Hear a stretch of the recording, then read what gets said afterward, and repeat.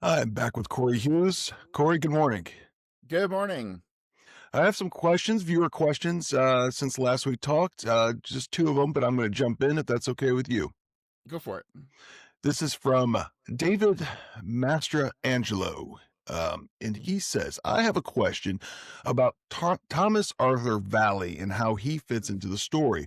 I'm all in on Israel and Dual Oswald's and him never being in the TSBD. Is the Chicago plot simply to plant the seed of a single nut case pulling off an assassination? Is this a Buell Frazier type thing where he could have been the scapegoat, but they decided to use Oswald instead? Does Valley have a similar military intelligence background as Oswald, or is this just simply a schizophrenic guy? So that's an interesting one because, we have the Miami plot and the Chicago plot, which were like lead ups to Dallas. But honestly, none of that makes any sense to me. Sorry about that. None of that makes any sense to me because the amount of planning that went into Dallas goes back to like March at the earliest or at the latest, because that's when they started to. That's when they ordered the rifle, and that ordering of the rifle is the very first thing that's obvious in the setup of Oswald. And so there is so much going on revolving around Dallas. You got the Perry Russo meeting in September, long before Chicago or any of these other places. So they were 100% planning on killing Kennedy in Dallas. So what are the implications for Chicago and Miami? I mean, I just don't know. They've never seemed to fit the larger scale operation, and they still are kind of a mystery to me. So I really don't know. I just really don't know. I don't know how serious they were about planning that. I just can't see them. I can't see the Israelis through Permindex and Clay Shaw and the LA mob and all these guys getting to do this assassination, and they're getting all worked up for it. They're in Dallas already, and then boom, Kennedy's killed in Chicago. Like that just I don't see that. I mean, that's a lot of money, time, effort, planning out the window. And so I just can't seem to fit those into the larger puzzle. Right. Going off that, my own question as a follow up would be Richard Case Nagel. What's your kind of where do you come down on him? You don't really talk about him much. No, I don't, because it's kind of a side story for me. He was definitely in some loop and knew names and things, and but I don't really know. I've never dug too deep into him because it never really offered any new insight to me into the actual assassination. Because I kind of started with the shooters and worked my way backwards, and that kind of eliminates a lot of the side stories that we have been told over the decades. Um, we Since keep last hearing week, stories about like the oil men and the bankers and right. brown root harriman and like all these different people who are like, oh, these guys were all in on it. Really? Where? Where were they in on it? Connect them between David Ben Gurion and the shooters at the bottom. Show me somewhere in this thread where they are, and I can't find them anywhere. So we get so many stories like that. Oh, this person was involved, and this person did this, and like I can't find any proof for any of that stuff. So we got a Uh, lot of hype in this space, obviously. since last we talked too, Rob Reiner tragically murdered. He did it was Crazy. interesting. Yeah, he did some work there on JFK. Did you follow what he was putting out there, Corey? No, because he's an establishment guy. He's been an establishment guy since the meathead days, I'm sure. I mean, that guy was like hobnobbing it with Obama and stuff. So he's not a honest actor. So I never paid any attention to that at all. I know he put out some documentary that was like he named the people who killed Kennedy or something. I don't even know what he said, but I'm sure he's wrong. He was working with Dick So Russell on that. By the way. Okay, here's another question for well, this is more of a comment, but I want you to weigh in. There were three rifles. This is from an unknown user. There were three rifles found, quote unquote, or planted by Dallas and sheriff police. One rifle for each patsy, a Mauser, an Enfield, and a Carcano for Ferrie, for Frazier, and for Oswald, depending on which patsy the government would use. What are your thoughts? I think that's half correct. I don't know that they would ever set up David Ferrie. In fact, they went to great lengths to protect him after the fact. Um, but the Carcano, like, we know where the Carcano came from. The Carcano came from Adams Consolidated in a batch of 70 rifles. Three of them made their way to New Orleans. David Ferrie had one, Emilio Santana had one, and one of them was used in this setup. But they found a whole bunch more rifles than that. They found a Johnson, the Johnson 30-06, the Enfield 303, which I'm convinced is the rifle that took Kennedy's head off, was, I believe, planted on Buell Frazier when they arrested him later that day. Most people don't ever talk about that, but they allegedly took an Enfield 303 and a bunch of pointed tip 303 ammo off of him. I guarantee that stuff was planted, because the Enfield 303 pointed tip bullet is what was planted as the magic bullet before the FBI swapped it to the Carcana round. So to me, that was a pretty clear indication. They were definitely setting somebody up using an Enfield 303 bullet found by Daryl Tomlinson and O.P. Wright, turned over to Richard Johnson, makes its way to the FBI. Then years later, it's suddenly a Carcana round, right? This was all in 6 seconds in Dallas by Josiah Thompson. So I'm convinced beyond all doubt that Enfield 303 they picked up off of Frazier, because remember, they were setting Frazier up at the Sportsdrome.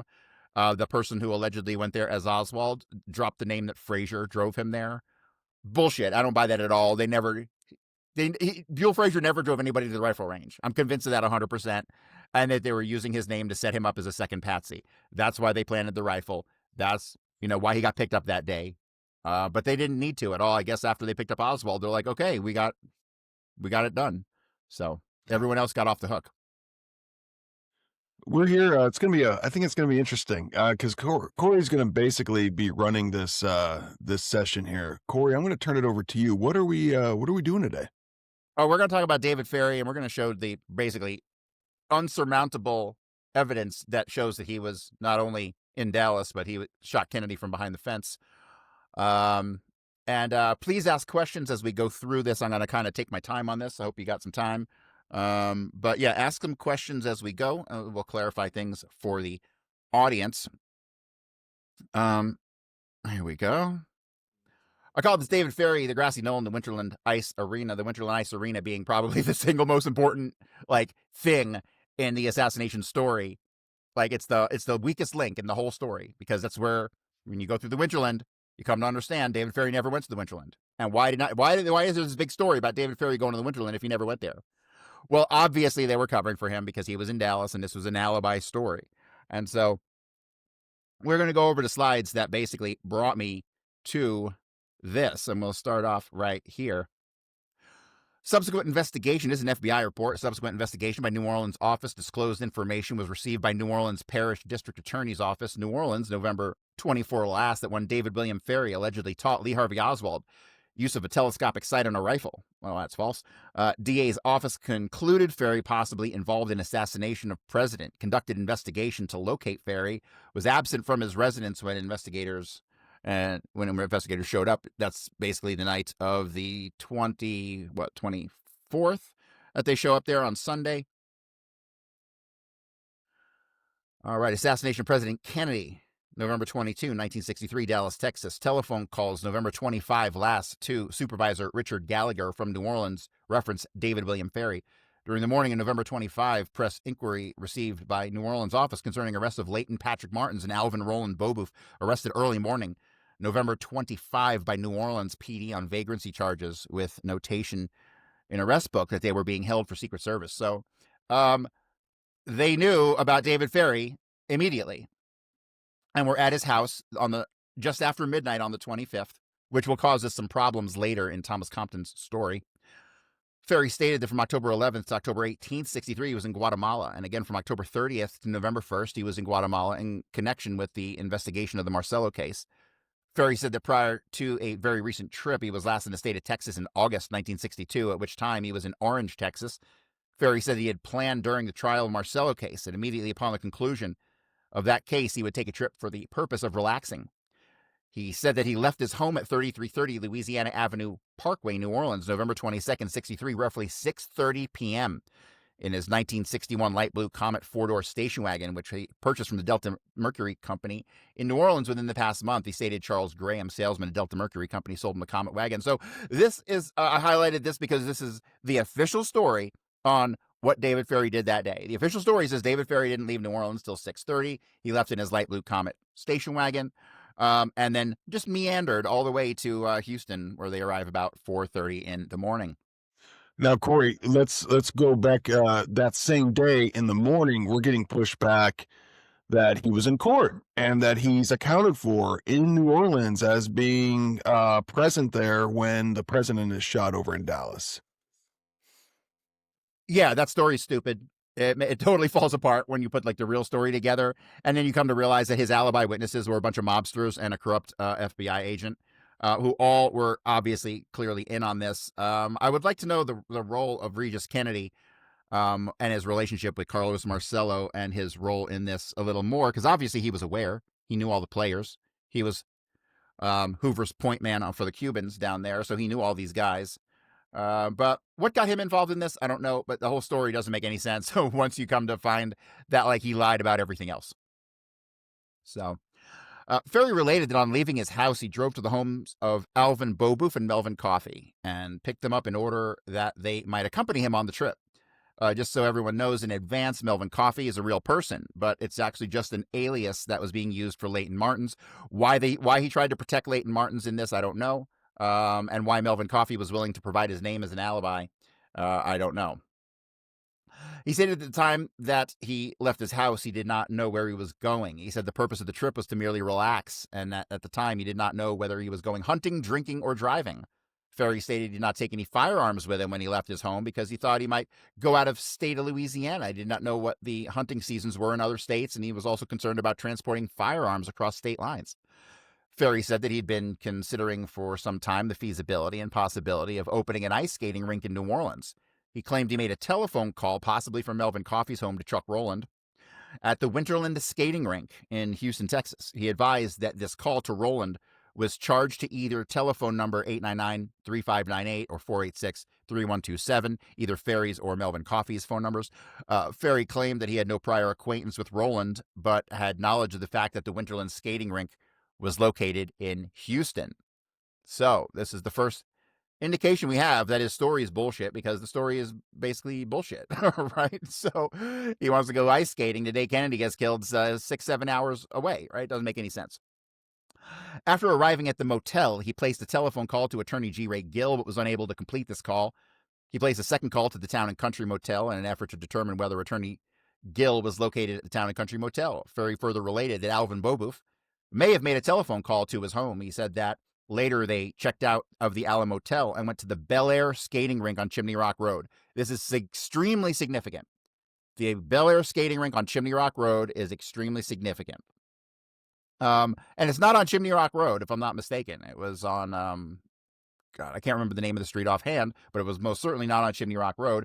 And actually, we'll get to the Bel Air later, but the Bel Air skating rink didn't exist. It didn't exist post 1959, which is really weird that David Ferrie would seem to have some knowledge of a skating rink that was knocked down 4 years prior to his trip. Ferrie stated that he looked the skating rink over, tried to locate the owner, but the owner was unavailable. He said he remained at the Bel Air for 45 minutes to an hour. On leaving the skating rink, they drove out Old Spanish Fort Trail, stopped at a restaurant near Telephone Road. Now, something happened on Telephone Road. I think they had a meeting on Telephone Road. There's references to another strip club on Telephone Road, and I have a feeling they didn't go to a restaurant. I have a feeling it went to that strip club on Telephone Road. Also, involved in this part of the story, which I don't really cover in this too much, there's a guy named Monty DeMonte, who is kind of like a mobster, like he's like a famous mobster, sort of like a flashy kind of card shark kind of guy, but he was known across the country, and he told a big story about how he was involved in meeting with David Ferrie and these guys down here in Houston and Galveston, and I just can't seem to connect him or what he did. So something else happened on this trip that no one's aware of. I believe it had to do with this Telephone Road address. I can't really prove why. Now, how do you know about the Monty statement, or how DeMonte? where did Yeah. that So in researching all this stuff, I just stumbled upon an article that was written about this kind of card shark, kind of a hustler, pool hustler, kind of like a real flashy kind of low level gangster guy who would run books and do stuff like that. And he relayed the story to a guy who wrote an article on it. It's on some obscure website that no one's ever seen before. And he talks about, I believe, another guy he knew named Sid Turante, who was the half brother of Jada. and he was a friend of his, and he was involved down in this something that they did on this trip down in Houston. And at the time, Monty DeMonte was living in Oak Cliff, which is really weird. The Monty DeMonte and the Toronto stuff is like I don't have any idea. I don't know what the deal with it is, but they did something to assist Ferrie on this trip. Hopefully one day I'll figure that out, but probably not. There's only 2 articles on this thing, like anywhere. So, all right. So at some point they said, this I haven't figured out either. I don't know why they incorporated this in the alibi story. He said that while en route to Galveston, Texas, they stopped at the Manned Spacecraft Center. I don't understand why. I don't know why that's relevant, but that very specific statement comes up a couple times in Ferrie's statements about visiting the Manned Spacecraft Center. I don't know why they did that. I just have no idea. I mean, for a while I assumed it had something to do with maybe the aerospace stuff or whatever, but it just seems to be a loose end for now. And they looked around for 20 minutes. They then proceeded to Galveston, arriving there between 10:30 and 11:30 p.m. They immediately checked into room 17 at the Driftwood Motel, 3128 Seawall Boulevard in Galveston. After checking into the motel, they drove around the vicinity of some old clubs in Galveston, returning to the motel sometime after midnight, possibly as late as 1 o'clock in the morning. So that's the official story. That's what we're working on with the story. Ferrie stated he and his companions awakened roughly at noon after having had breakfast and went down to Main Street to Sears Roebuck and Company, where he purchased a jacket, sweater, and several other items. After leaving Sears, they drove directly to the Winterland Ice Skating Rink, 2400 Norfolk, which is had opened at 3:30 p.m. and closed at 5:30 p.m. Ferrie stated he rented skates and skated at the rink for a while, looking the situation over and also taking into consideration the amount of business at the rink. He stated that he then introduced himself to Chuck Rowland and spoke with him at length concerning the cost of installation and operation of the rink. Ferrie exhibited a leaflet of the Winterland Ice Skating Rink, 2400 Norfolk, which he had in his possession. Ferrie stated that during the time he was talking to Chuck Rowland, other employees of Rowland were present at the rink. He recalled specifically there was a young boy who was passing out skates and an older man who was on duty at the rink, but does not recall whether he was introduced to these individuals or not. Ferrie claimed he remained at the Winterland for a period of approximately 2 hours, and after leaving there, he returned to the motel. Ferrie stated that they arose around 8 or 8:30 a.m. on November 24th, 63. After having breakfast, they took the ferry across the bay to pick up the road to Port Arthur that runs along the coast. Ferrie stated the first stop they made after reaching Port Arthur was at the Gulf Service Station on the left-hand side of the highway in Port Arthur, where they purchased a new set of spark plugs for the Comet station wagon. He stated that there was a television set in this station, and he walked into the station. There was a picture on the television set showing the shooting of Lee Oswald in the basement of the Dallas City Jail. Ferrie said he presumed he was looking at the original live broadcast of the shooting and that he was in the vicinity of, it was around 12 o'clock noon on that date. He said that after changing the spark plugs in the station wagon, he ran the car up on the rack in order that the attendant could check the transmission and differential. Ferrie estimated he remained there for 20 to 30 minutes. So this trip is on the way home. After they do all the stuff at the Winterland, they're on the way home. They're heading up through Port Arthur, and they stop here to get spark plugs. They then left Port Arthur and drove to Orange, Texas. And after crossing the Louisiana state line, they stopped at Buster's Bar and Restaurant. He stated the operator of Buster's Bar and Restaurant is Marion James Johnson. Okay, this is in Vinton. And so I need you to note Ferrie's initial statement here. They stopped at Buster's Bar at Marion James Johnson's place on the way home on that Sunday, leading back to New Orleans. Okay, this is the first statement that Ferrie makes, which will be contradicted here shortly. He stated he contacted Johnson at the bar and restaurant, talked to Johnson for 30 minutes, discussing the status of an appeal on a perjury conviction of Johnson in connection with an income tax case on Sheriff Reed at Lake Charles, Louisiana. Coffey stated that Ferrie picked up both he and Beaubouf on Friday evening, November 22nd, 63, and they left New Orleans in Ferrie's Comet station wagon and drove to John Paul's restaurant in Kenner, where they ate supper. He said they left Kenner between 9 and 9:30 that night and traveled by way of Baton Rouge, Lafayette, Lake Charles, and on to Houston. So Melvin Coffey, let me reiterate, never went on this trip. Melvin Coffey is a name being used by Leighton Martins, and they even went so far as to use Melvin Coffey's address and phone number on documents here along the trip to make it look like Melvin Coffey was on this trip, but he never was. I don't know why they did any of this stuff. Coffey stated they arrived in Houston about 4:30 a.m. November 23rd, 63, checked into the Alamo Motel. He stated they did not leave the motel that morning, but retired shortly after their arrival. He stated that to the best of his recollection, they arose at approximately 2 o'clock and that the three of them went to Sears Roebuck and Company, where they purchased jackets and sweaters. Coffey stated they then went to the Winterland skating rink, where they went ice skating for a while, and later contacted the owner of the skating rink. Coffey related that Ferrie was interested in the possibility of opening a skating rink in New Orleans and talked to the owner of the Winterland skating rink concerning the cost and of installation and operation of a skating rink. Well, that's funny because none of that stuff ever happens. But so let me jump in. Now, is Coffey the real Coffey giving this story? Yeah, Or he's obviously been fed and coached this story, and the absolute proof of that is the photographs of Alvin Bobouf and Leighton Martins in Dealey Plaza, which we'll get to here shortly. But yeah, so I don't know why he tried to protect Leighton Martins. Out of the two, Alvin Bobouf and Leighton Martins, Alvin Bobouf was closer to Ferrie, so I don't know why he wouldn't try to protect him. Why the whole name shenanigan thing went on, I don't understand. I don't see why they did that. I don't see what the big deal would have been if he went with Leighton Martins instead of Melvin Coffey. But it'll become very obvious here in a minute that Melvin Coffey never went on this trip.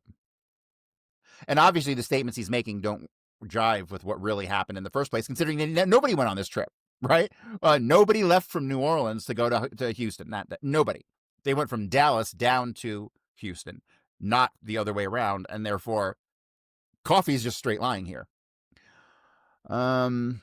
All right, Coffey said they arose early that morning, November 24th, after having had breakfast, drove to Port Arthur. He said they then purchased a set of spark plugs. They then drove through Orange, Texas, after crossing the Louisiana state line, and stopped at a bar and restaurant operated by an individual known to him by the name of Buster.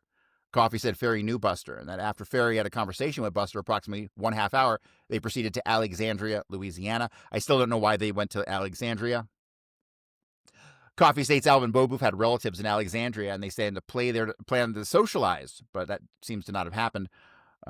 He said that after arriving in Alexandria, David Ferrie attempted to contact Gill, but was unsuccessful to contact him. Ferrie then called his home and learned that Leighton Martins, that alleged allegations had been made involving Ferrie in the assassination of President Kennedy. Coffey said that after learning this, they immediately returned to New Orleans, and that on arrival in New Orleans, Ferrie dropped him at his home. There's no record of a phone call from anywhere to David Ferrie's residence at the time that he said this would have happened. None of the calls that are relevant in this trip whatsoever were ever made to David Ferrie's residence. So that statement's a lie. Coffey stated he never heard David Ferrie make any statements that he thought the president should be killed, and has never heard him outline any plans or make any comments as to how this could or should be done. Now we come to the top half of one of the most important documents in reference to this trip. This is another FBI document, reference David Ferrie. November 28th, 63, Lee Fletcher Porter, the Alamo Motel, made available the registration card for the 23rd of November, 63, which reflected the following information. David Ferrie, Alvin Bobouf, Melvin Coffey checked into room 19, Alamo Motel, 4:30 a.m., November 23rd, 63, from New Orleans, and stayed until November 24th, which is Sunday, until 8 or 9 p.m. What did I just read? These guys left and they went to Galveston, where they stayed the night at the Driftwood in Galveston and checked out about 10 o'clock in the morning on Sunday the 24th. So here we have the first overt contradiction of the trip. They're checked into two motels that night. So fundamentally, the night of the 22nd, the 23rd, into the 24th, you've got this utter contradiction here in the time frame, because they're checked into Alamo, they're checked into Driftwood, and here they're checking out of the Alamo Motel like 12 hours or 10 hours after they check out of the Driftwood. Doesn't make any sense, right? Well, obviously, there was somebody else staying in that motel, right? They had two hotels booked to cover for the fact that a group of people stayed at the Alamo Motel while these guys were at the Driftwood. And we know this because I don't think I have it in a slide presentation here, but there was a blonde woman seen at the Alamo Motel by one of the women that worked there. Why is that significant? Who's the blonde woman in the story? Well, once you come to realize Jack Ruby made his trip down to Galveston this weekend, and that Samuel Ruby was impersonating him all through Dallas, who now do you know is the blonde woman who probably was accompanying Jack Ruby? It was probably Candy Barr. Candy Barr in deep with the Israelis, sleeping with actively Mickey Cohen and Menachem Begin. And so the blonde woman, I'm convinced Candy Barr, and she went out with Jack Ruby on his trip to Galveston, but we'll come back to that later. But this here shows that they were checked into two motels that same night of the 23rd. Now, let me also ask you about that check-in real quick on that document there, Cory. Yeah.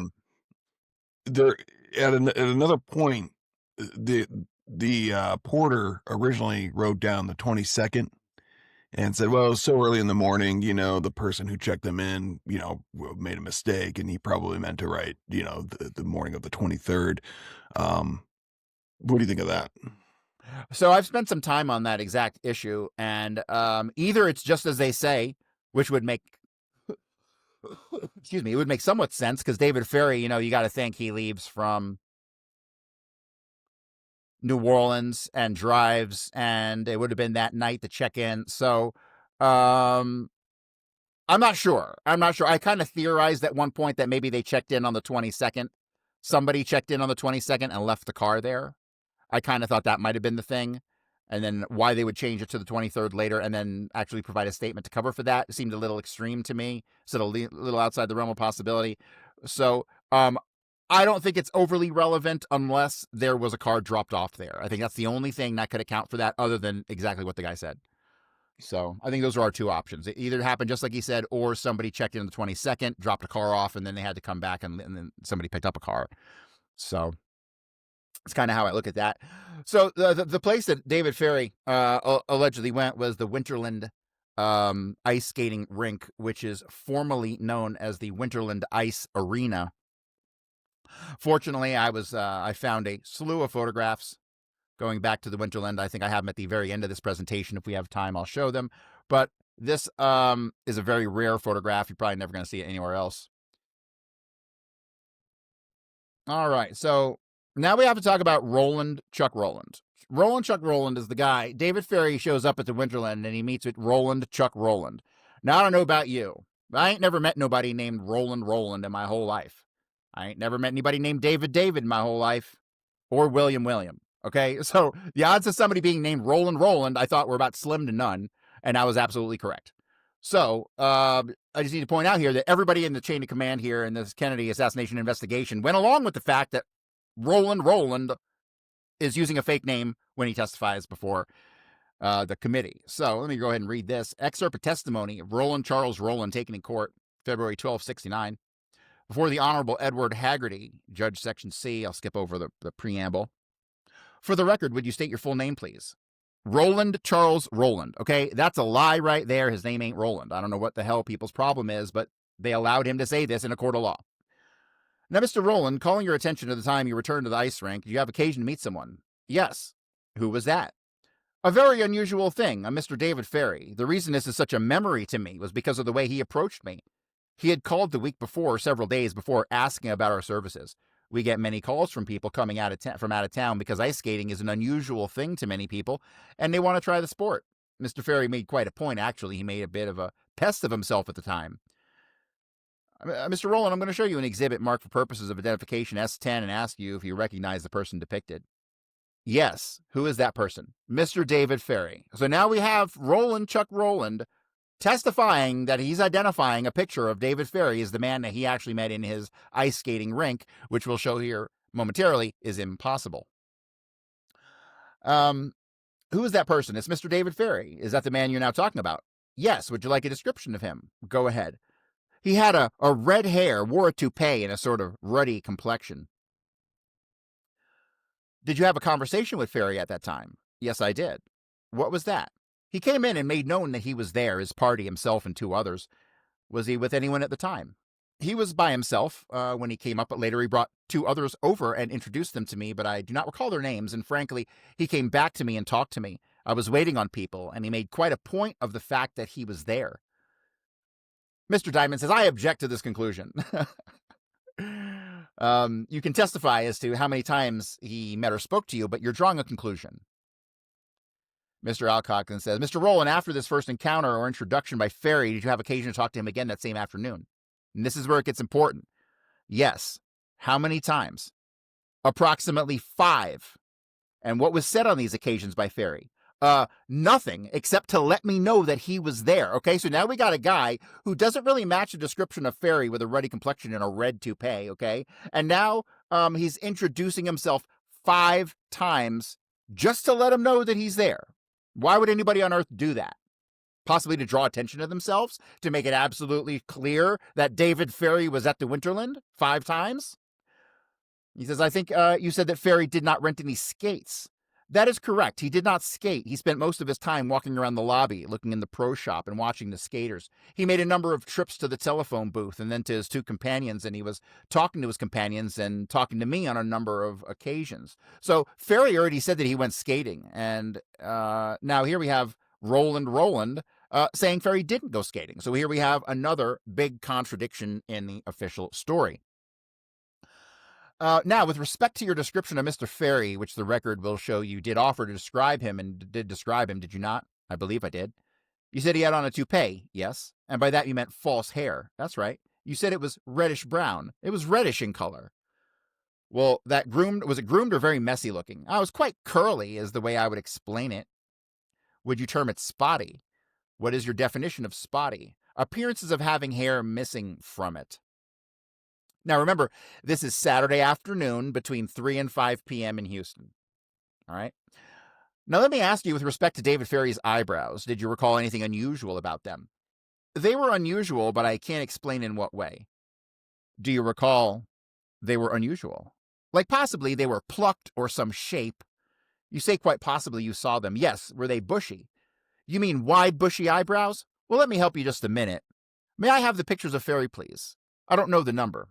And then by Mr. Diamond, I show you first a photograph that has been marked for identification state 8, Mr. Rowland, purporting to be a photograph of David Ferrie after his decease, and ask you to observe the eyebrow on that photograph. Yes. I also show you another photograph marked for identification state 10, likewise purporting to be a photograph of Dave Ferrie, and ask you to observe not only the eyebrows, but the back of the hair in the photograph. Okay. Having seen these photographs, are you willing to give us any more detailed description of the appearance of Dave Ferrie's eyebrows? Well, they appeared to me what I recalled full. They weren't plucked out, but they were like shaped up, like a woman does hers in the sense of a word. You'd say they were full. That is correct. Well, that doesn't make any sense either, does it? Right? Because David Ferrie used to just paint them on. Now, there was some speculation that he had pasted hair onto his eyebrows, but I haven't found any pictures that substantiate any of that. So here we got a guy who's very tall. He's got on a red toupee. And his eyebrows are very full and wide and fluffed up. Okay, so not David Ferrie, not in the least. And why is it that Chuck Rowland would be willing to lie before the Warren Commission? Well, we'll get to that here momentarily. Cory, just to clarify, I think this is the Clay Shaw trial. Right? No. Did he testify at Clay Shaw? I think this is from February 12th of 69. That's right. Just to clarify. That's right. Yeah. You're correct. How many times did Ferrie introduce himself to you? Approximately 4 or 5. He mentioned his name on 4 or 5 occasions. Yes, sir, he did. Did you consider this strange? Quite strange. So, James, when you introduce yourself to somebody, do you introduce yourself 4 or 5 times, making sure to mention your name every time? No. I don't think so, no. Recross examination by Mr. Diamond. One moment, you say that Ferrie introduced himself to you 5 times. I said a number of times, and each time there was quite a point made as to who he was. Didn't you say 5 times? I object, Your Honor, says Mr. Alcock. The witness is not responding to my question. He has a right to explain the answer. He has a right to explain it, but I asked him nothing about the rest. The court says, let me advise the witness, and any answer, Mr. Rowland, when they ask you a question, you can either say yes or no, and if calls for a yes or no, and you will be permitted to explain your answer no matter how long it takes. Thank you, sir. Didn't you say he introduced himself to you about 5 times? I said about 5 times, yes. Yes, and in what words did he introduce himself to you upon these occasions? Through conversation. Did he say, I am Dave Ferrie 5 times, or what? He pointed out his name like, I, Dave Ferrie, this or that, in conversation. So he's making a point to give the name Dave Ferrie every single time that he's talking to this guy, right? How about the first time he introduced himself to you? What did he say then? He said, I'm Dave Ferrie. I'm the one that called you from New Orleans about a skating party, and I have my party here. Was there anything unusual about that first introduction? Yes, because when I talked to him on the phone, I told him this is a public session. Just come in and skate. You thought it unusual for him to identify himself when he comes in. At a public skating session? I sure do. It happens very, very seldom. So here, what's important is that Chuck Rowland is pointing out that Ferrie called him And he's like, yeah, just come on in and skate. Like, you don't need me to do that. I don't got to hold your hand, right? So that's basically what he's saying here. So now Dave Ferrie comes in, introduces himself 5 times, uses his name, Dave Ferrie, all these different times, and he went out of his way to let him know that he was there, okay? Why is he doing this? He's drawing attention to himself. That's it.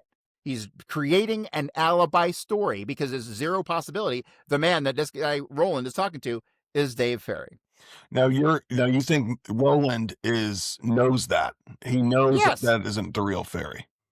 Absolutely, and we'll get to why he should know that coming up in this presentation. So, what do we got here? So here we got at Galveston, Texas, probably talking about the Driftwood, on November 28, 63, Mary Doveri, Clark Driftwood Motor Hotel, 3128 Seawall Boulevard, Galveston, Texas, exhibited hotel registration card 38068, which reflected that Melvin S. Coffey, Alvin Bobouf, and David W. Ferrie registered at this hotel at 11 p.m. November 23rd, 1963, and were assigned room 117. Now, remember, they're still checked in at the Alamo Motel. And somebody is staying there because they see the blonde woman there. They listed their address as 618 North Pierce. So there's been a lot of debate over the years on whose address this is. I've seen this listed as unidentified address more times than I can count. It's not unidentified. That's Melvin Coffey's home address. Records reflected that they checked out November 24th, 1963, time lot not listed. So they're checking out of both motels on the 24th. Kind of not possible, unless you're like Schrodinger's Ferry. Mrs. Doveri stated that on November 24th, 63, one of these individuals made a telephone call to Alexandria, Louisiana. Again, I don't know why they called Alexandria or allegedly went there. Alvin Bobouf's parents live there. Clay Shaw's parents live there. There's an airport there. There's a fancy hotel there that the FBI investigated the hell out of. They went there for one of those reasons. Which one it is, I don't know. And talked 3 minutes, and total charges were $5. Telephone number called to Alexandria, unknown. How is it possibly unknown? They got every other phone number in the world, but not this one? Give me a break. How do they not have the phone numbers called from the Winterland by David Ferrie? How is that possible? Because this is an intentionally obfuscated investigation.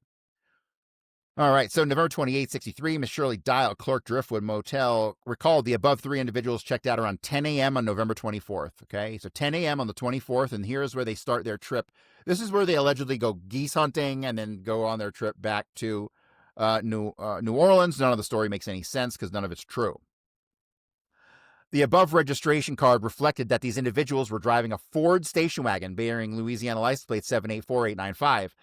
But David Ferrie doesn't own a Ford, does he? No, he does not. He owns a Mercury Comet station wagon. The cool thing about this little bit of tradecraft they attempted to pull off here was that the Mercury Comet station wagon and the Ford Falcon station wagon are identical vehicles with different branding. Okay? There are 2 Ford Falcon station wagons, light in color, unknown color, that are in the story. One of them was connected to Ferrie. I covered it recently on my podcast talking about the David Ferrie files. And so I think that possibly could be where the Ford Falcon station wagon came from. The Ford Falcon station wagon was also observed up at the house on Belmont in Fort Worth, at the same place that Kenneth Glenn Wilson got arrested, where I'm convinced David Ferrie went and did a car swap. That's connected to the David Wayne House stuff. But the Ford station wagon, he didn't have a Ford. He had a Mercury Comet. This, to me, is kind of evidence that they were doing license plate swapping between 2 vehicles. Cory, if someone wanted to listen to that podcast on the Ferrie files and your other work, where do they go? Cory Hughes, Bloody History. I think I've done like my last, 10 episodes on Ferrie. Okay. I probably got a whole lot more. I'm trying to knock out that file that I got. There's one document in particular that I'm looking for, and it's in the Ferrie file somewhere, and I can't find it. And that's why I kind of did this whole series on Ferrie, just to find this one damn document. And when I find it, I'll let you know. But it's one of my favorite documents in all of Kennedy research, and it basically puts a rifle in David Ferrie's hand. And so when I find that, I will let you know, because it's one of my favorite documents. It's like clear as day that he was involved in the assassination. Everyone, all the people in his circle around him seemed to know that before the thing happened, So when I find that thing, I'll definitely cover it. Now, we got some notes here from Garrison's office. The JG, yes, Jim Garrison. An observation on an American success story, note, subsequent upward mobility of these 4 arrivals in Galveston in November 23rd, 63, In early 64, Ferrie and Beaubouf jointly opened a filling station, which they got the money from blackmailing Carlos Marcello. Probably not a good idea. Melvin Coffey, hired by NASA at Michaud. And then Breck Wall moves from Dallas to Las Vegas, where he becomes a headliner for years at the Thunderbird, which was run by Louis McWillie, but it was owned by Mo Dalitz and Meyer Lansky. And so the point that he's making here is these four guys all had stuff happen for them after the assassination. Breck Wall, the reason that Breck Wall comes up in this is, and I don't think I talk about it in this particular story, but allegedly Jack Ruby calls Breck Wall down at the house of the McKennas. Well, the McKennas actually Robert McEwen, so it was one of the worst alibis ever, one of the worst aliases ever used. And so, but that's totally false. Breck Wall, I don't believe, ever went to Galveston. I believe the phone call from Ruby to Breck Wall was actually Breck Wall to Ruby, because Ruby was definitely out in Galveston, and how would Jack Ruby not check in on his buddy Robert McEwen while he's down there? Which is exactly what I think happened. So the whole Breck Wall thing, unrelated, but totally conspiracy as well. How much in the document do you get more into Ruby? So I'll just ask the question. If we get into it later, we will. But Ruby went to his synagogue the night of the assassination. That is correct. According to the rabbi, it was about 8:00 at night. He estimated. Yeah, I don't buy that. I don't buy that Jack Ruby ever went there. I think that was Samuel Ruby, because Jack Ruby had to leave to go to Galveston, and he was seen there the next day in a sporting goods store or a hardware store buying a gun. This is in the Warren Commission documents. So he most certainly left to go to Galveston, where I believe he went to bring Andrew Jerome Blackman back to his boat, which was waiting for him at the Galveston harbor. Wow. Why he went and not Samuel, I don't know. But to me, it's pretty obvious, because Samuel is the one in the hallway of the police department. Samuel is the one at 12:45 at the Dallas Morning News in the background on the telephone. You know, we got all these pictures of Samuel Ruby, and it's not Jack. It's not Jack Ruby. Jack Ruby went to Galveston to take Jerome Blackman back to his boat. He doesn't get back to Dallas until late Saturday night. Yeah. So, but no, that needs some further clarification. 100%. Jack Ruby's trip and the other evidence about him going to Galveston, I need to flesh out and clarify a little more. So, David William Ferrie, the following investigation conducted by Joseph Kilgore at Port Arthur, Texas, November 28, 63. William Frank Powell, Weeks Service Station, 3649 Gulfway Drive, Highway 87, Port Arthur, Texas, advised here on Sunday, November 24th, 63, about 1 or 2 p.m. 3 men in a light blue Comet station wagon stopped at the station. So if it's 1 or 2 p.m., they could not have watched Jack shooting Oswald on TV. The motor was not running smoothly due to an oil and spark plugs. They purchased a new set. Driver described as a white male in his early 20s. He was 5'9", 10 inches tall. Probably Beaubouf at that height. Weighed 130 to 140 pounds with light brown hair cut short. One of the other passengers met with the same description, right? Beaubouf and Martin's pretty much the same description. Third passenger described as a white male, 35 to 45. He was 5'10" to 6 foot tall, heavy build, dark hair. Powell stated they did not disclose their origin or destination. These men watched television for a short time, believed to be after the actual murder of Oswald. Powell advised they seemed to be in somewhat of a hurry. Does not recall the direction they went when they left the station. No other pages in this document pertain to Ferrie, and no pages in this document are classified. All right. This is one of the other indicators that this guy was not Ferrie. So William Frank Powell, Weeks Service Station, Highway 87, Port Arthur, Texas, advised on November 24 last in the early afternoon, 3 men in a light blue 61 Comet station wagon. So here they leave in a Ford Falcon from the hotel, but now we're back in a Comet station wagon, right? Because David Ferrie drove the Ford Falcon back up to Hammond, and these guys took the Comet all the way back to New Orleans. That's why we have this conflict here. Driver described as a white male, early 20s, 5'9" tall, 5'10" inches tall, 130 to 140 pounds. I'll skip over that stuff. This is what got me. 35 to 45, 5'10" tall, the 6 foot heavy build, dark hair, wearing dark trousers, and a cowboy hat. Okay, a cowboy hat. Have you ever heard or seen a picture of David Ferrie wearing a cowboy hat? Absolutely not. It doesn't exist. David Ferrie never wore a cowboy hat. Not from a Yankee. Yeah, no way. No freaking way. Okay. Who was known to wear a cowboy hat in this circle? Sergei Arcacha, who was the obvious guy to do this, the build, the relationship to Martins and all that through, they did that break in at the armory, right? So these guys are super tight together, Leighton Martins and Alvin Bobouf and Sergei Arcacha. And so the cowboy hat combined with the build and all that stuff and the contradictions with Ferrie, to me, it was pretty obvious that it was Arcacha. Because remember, the study of history is the study of relationships, right? You're not going to go rob a bank with a guy you never met before. And the stuff you're going to do that's like killing the president, only your super inner circle is going to be in on that. And Arcacha was most certainly as close as it gets to David Ferrie on the inner circle, which is weird because Arcacha's kind of a gung-ho militant guy. It's surprising that he would put up with like a homosexual kind of weirdo who was hanging out with kids, so Arcacha's a little strange too on that front. Number 3, described same as driver. While waiting for repairs, individuals watch TV as to the murder of Oswald. All right, so Ferrie interview by John Voles, DA's office, December 15th, 66. So now here we are years later. 3 years later. 3 years later, we're going to be interviewing Ferrie, and we're going to see all the holes in his memory here. So did you take a trip on November 22nd? This is by John Voles. Ferrie says, whatever day that day the verdict was rendered in the Marcello case, I took a weekend vacation. Where did you go? Houston, Galveston, and Vinton. I had some business for Gil to take care of. Well, what business was this with Gil? One of his cases in federal court, Marion James Johnson, was on appeal. I forgot whether I was to ask him for money for a transcript or what. You were going hunting. Did you take any weapons? Yes. Remember last time he said no because he didn't know about crossing state lines and stuff, right? What kind? Well, shotguns. How many? Well, I assume offhand a weapon apiece, right? So he doesn't even remember if he took weapons. He doesn't even remember what he told them 3 years ago.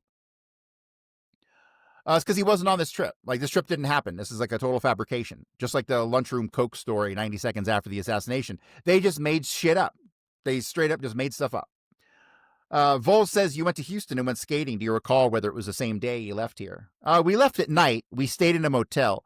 Have to go back to the FBI for accuracy. Why would the FBI be the ones to know what his trip was like? Sometime that next day, we went ice skating. I was the only one that knew how. Okay, so here we have two different statements, years apart, from David Ferrie saying that he went skating and he was the only one who knew how. But we just heard from Chuck Rowland, who's like, he never went skating. He just sat by the phone booth, right? So there's lies upon lies here. Now, if this is an up and up story, why is everyone lying? And have we heard in the rehabilitation process that Ferrie and his buddies were just nice guys, that some of these younger guys were actually like kind of into skating or roller skating or something, Right. and that was like their way in to go Yeah, ice skating? so Bobouf made some statements that he had met some of the other guys who knew Ferrie at the skating rink. I'm assuming he's meaning roller skating rink. I'm not sure that they actually, believe it or not, I have never researched whether or not there was a damn ice skating rink in New Orleans. I think somebody else told me that there was, but I don't know. But yeah, skating rinks have come up. And why do skating rinks come up? Well, that's where you can traffic children and they're not going to look out of place bringing a kid somewhere. You know what I mean?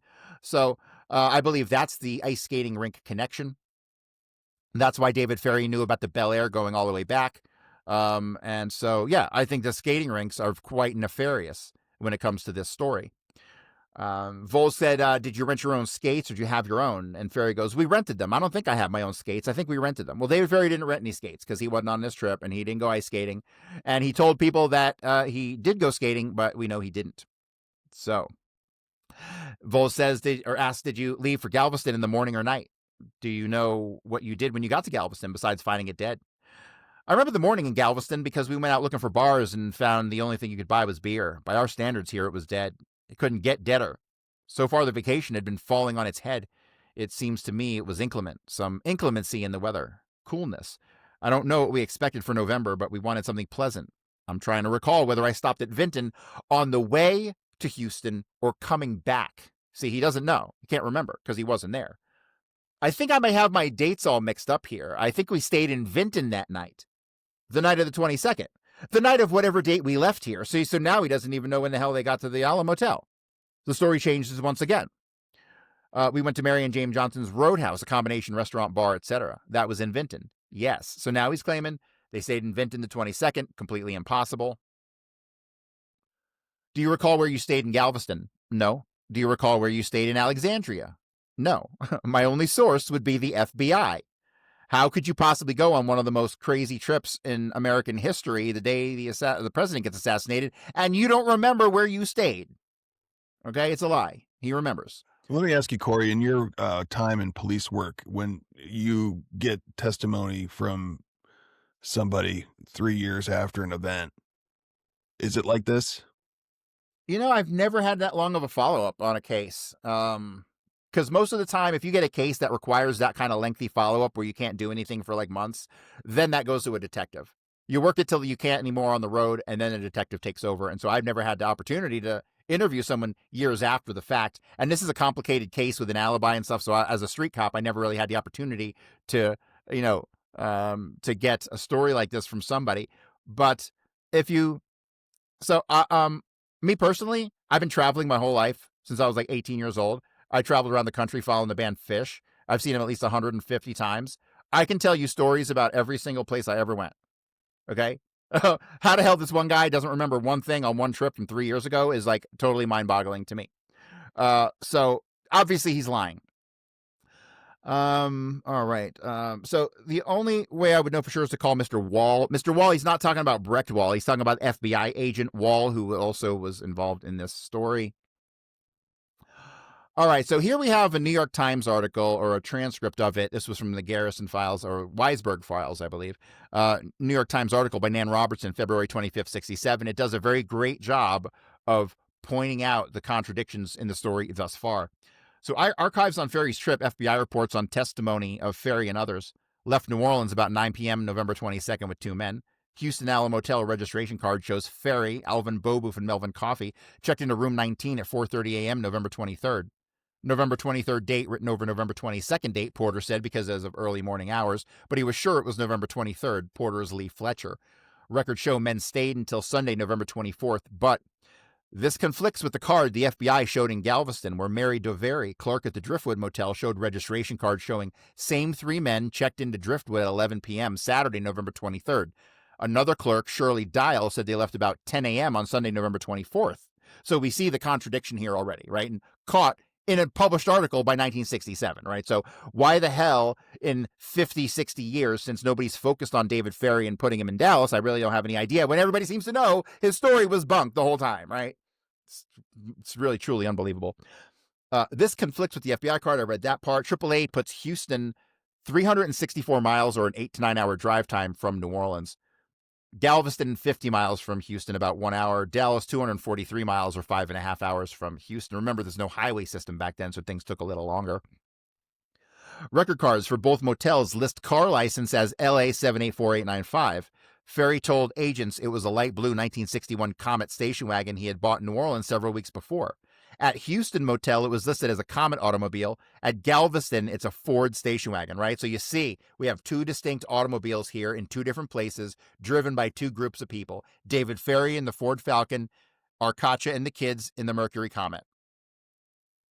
At Houston Motel, Ferrie made several long-distance calls. Motel records at 1 local and 4 to New Orleans. 2 of these are the radio stations WSHO and WDSH. There is no WDSH. It doesn't exist. I drove myself crazy for a month looking for it. It doesn't exist. WDSU. Right. WDSU. Right. Other 2 to Town and Country. Go ahead. Yeah, let me ask you, when you were going all those, when you're following the band and you checked into a hotel or motel, did you call radio stations while you're there? No, I didn't. So the radio stations, I think, are meant to mask phone calls. I think the whole purpose of the radio stations is just like, remember, Kerry Thornley will stop in Alice, Texas at the radio station to apply for a job allegedly, but he makes a phone call while he's there. He gives the name Oswald. Obviously, it's Kerry Thornley setting up Oswald, but he stopped at a radio station there. Jack Ruby that morning goes to the radio stations. You have the radio stations involved here. You've got Kerry Thornley admitting to Jim Garrison that he has multiple friends and strong connections at both WDSU and WSHO, which was owned by Hank Greenspun, by the way. And so the whole thing is wild to me. I thought the Stern family was WDSU. Stern family, yes. Hank Greenspun owned WSHO. Wow. Remember, Hank Greenspun owned the Sun newspaper in Las Vegas. And for some reason in the 50s and 60s, the CIA went out trying to buy up a whole bunch of radio stations all over the country. And they used people like Hank Greenspun as the, benefactor for whatever reason. And a So supporter of there's a Hagging. whole, yes, yes, yes. There's a whole world there going on with the Israelis and the gun running and Sonborn and all this stuff in the 50s and 60s involving Hank Greenspun, who gets arrested. Or he got busted, but then his name was taken off the indictment for shipping weapons and airplane parts to Israel. Like, our country was sunk before you and I were born, my friend. It's really a shame. All right, where was I on here? So at Houston, Town and Country owned by Marcello, whom right. Ferrie His said Town and was. Country is owned by Marcello. They call it the radio stations, but those doesn't exist. So yeah, this is basically this is just showing the contradictions in the story thus far. I thought it was a great summary. But what did Ferrie actually do? All right, so this is the most important stuff that kicks off the entire assassination story. This is like the first thing that happens. So I'm not going to read this whole thing. This is Cedric Gervais talking to Jack Martin. And basically, this is where Jack Martin made a phone call to the FBI and on the 22nd, ratted David Ferrie out. And basically what he tells him is this. He said, I do happen to know, I can't tell you how I know, but it's damn reliable that Ferrie was in Dallas, at least in Fort Worth, 2 days before the assassination of President Kennedy. Then it goes into, I understand he was to fly 3 people from there to Laredo, Texas. All the stuff about pilots flying people out of Dallas is totally bunk. Nobody flew out of Dallas except for Seymour and Lawrence Howard on the CIA plane with Robert Vinson. Like, nobody else flew. Everyone else drove. So all the talk about looking for planes and crashed pilots off the coast of Mexico is all bunk. All right. So check Daily Star. This is from the Garrison Files. Hammond, Louisiana. Supposedly a graduate student, presumed Southeastern, says Ferrie hid out the night of the assassination in a dorm in Hammond. There's an airport in Hammond, also the home of Shaw's mother. Athletic director Grady Martin might have some info. There is zero info on athletic director Grady Martin at all. But yes, I 100% agree. David Ferrie was most certainly not in Houston. He most certainly hid out the night of the assassination in Hammond. And the student they're talking about is Frank J. Chalona Jr., which we will get to here momentarily. So the story is that he goes there, not the night of the assassination, but that he does all this stuff. He goes on the trip to Houston and Galveston, that he gets back to New Orleans. He realizes that the DA's after him. And then he allegedly, on that Sunday, the 24th, drives up to Hammond, where he stays that Sunday night into Monday in Hammond, Louisiana, before coming back and meeting with Garrison in the afternoon. A lot of driving for that guy that weekend. I know, right? And so this is what Compton says. It's very important we go over this word by word because he's about to have his story blown out of the water by his own roommate. Mr. Compton continued to state that on Sunday after the assassination at 5:30 a.m., he was awakened by David Ferrie in his dormitory bed at the University of Southeastern in Hammond, Louisiana. Mr. Compton stated that until this day, he's uncertain how Dave Ferrie located him on this date. That's a lie. At this time, Dave Ferrie was in hysterics and near tears as he stated, "The police are at my home and have taken my things." Compton stated that Dave Ferrie did not elaborate on my things and stated that Ferrie also related he didn't do anything wrong. Well, let me point out something out real quick.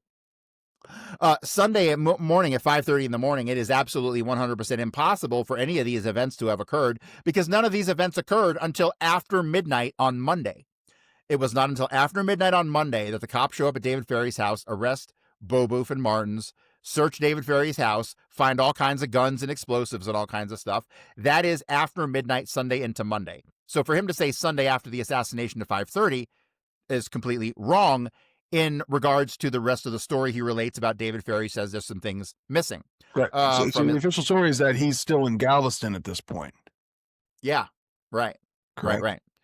Yes. So Compton is just screwed up on his timing because Compton, I promise you, was awakened by Ferrie at 5:30 in the morning on this Sunday that he's talking about, but it was not connected to the story that he gave him, and we'll get to that here momentarily. But in 1963, you can just roll up to a college and just find a dorm and go up to the guy's dorm room and enter the dorm and just stand over a bed. I guess so. Okay. I guess so. That's creepy. I guess security wasn't what it was back in the day. Okay. So. And then he goes, the two talked for a while on different unrelated subjects, and then Ferrie made 2 calls to New Orleans. Compton believed they were to G. Ray Gill. Compton said Dave Ferrie left approximately 8:30 a.m. the same morning, believed he returned to New Orleans in a Ford Falcon station wagon painted light blue. Here we go. A second distinct reference to the Ford Falcon station wagon painted light blue, but we know that the Mercury Comet station wagon was on its way back to New Orleans, where it stopped at Week Service Station, right? So clearly, two distinctly different vehicles, not a mistake in the description. Compton stated he never met Lee Harvey Oswald, also stated he could not connect him in any way with CAP. Only knowledge of Oswald came from Mr. Bill Wolfe, who headed the New Orleans Astronomers Club, which doesn't make any sense whatsoever. The connection between Bill Wolfe and Thomas Compton should not exist. I don't know why it does. It's some Harvey and Lee stuff. I'm not going to cover that today, but that statement by Compton that he knew Mr. Bill Wolfe is wild. Straight up it should not be the case, but it's a whole different conversation there. All right, so this is the most important Kennedy document of all time. All time. Like, people are like, give us the documents. Dude, we got the document. This is it. Okay? The most important Kennedy document of all time. I will stake my life on that statement. All right, here we go. In the fall of 1963, this is from Frank J. Chalona Jr., Thomas Compton's actual roommate at the time that David Ferrie came and stayed with them, okay? In the fall of 1963, my roommate was Thomas Compton. We were residing in Holloway Smith Hall, Southeastern Louisiana College. I think that on approximately November 22nd or November 23rd, he told me that a friend of his would be staying in our room, okay? This is significant because Compton told the FBI he had no idea how Ferrie found him. He just showed up one day out of the blue. But that's not true, because Frank Chalona is saying something to the complete opposite of that. He said that his friend told him that they would have a friend staying in the room. So he knew that he was coming.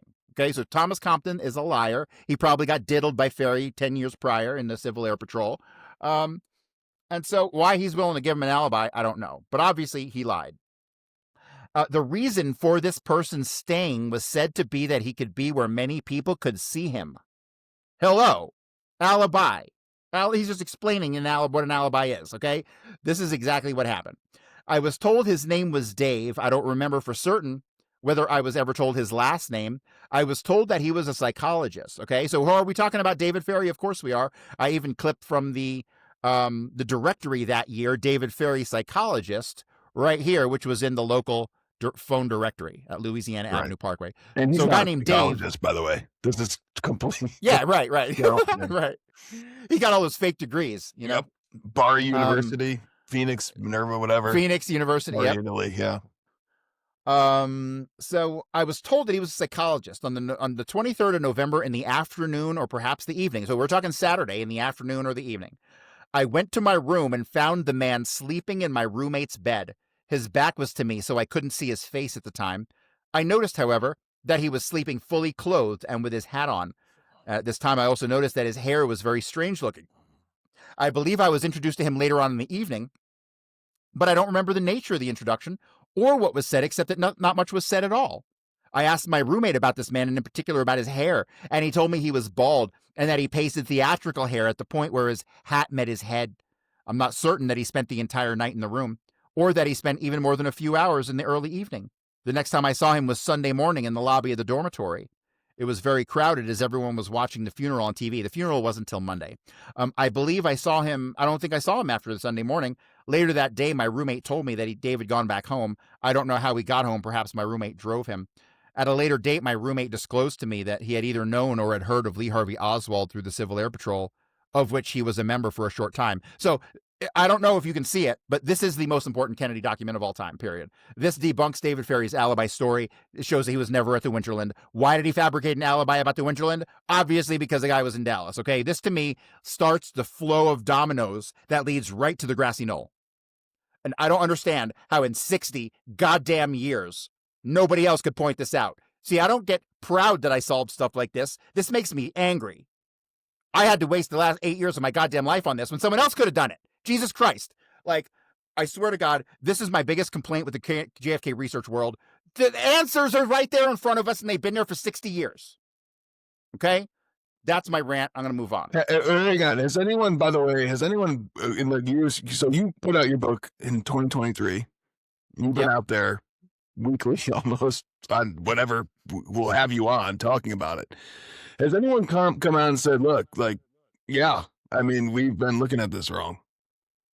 No, no, you have two camps. You have people who either see it, agree with me, and acknowledge what's going on, and then you have every other Kennedy researcher in the world who either ignores it, pretends it doesn't exist, doesn't acknowledge it, hasn't ever reviewed it, or doesn't seem to think I'm correct in some way, shape, or form because he happened to be in court with Carlos Marcello that morning. It's like, it drives me up a wall. So There's two things here, um Cory, in the document. I wish I wish was a little more clear. Like when he says, like on approximately the 22nd or 23rd, mhm. he didn't quite know that, and then he screws up the Sunday morning thing. Right, You right. were to Well, mention you that. have to think they had 3 days of Kennedy funeral on television. Saturday, Sunday, and Monday. They had 3 full days on television of um Coverage. of coverage of stuff. So that's probably why he said that about the 22nd. But we know he stayed there over that night because that's the official story. He drives up to Hammond from New Orleans and stays there, and so we know that's what So happened. one way or the other, So yeah, one way or the other, Hammond factors in.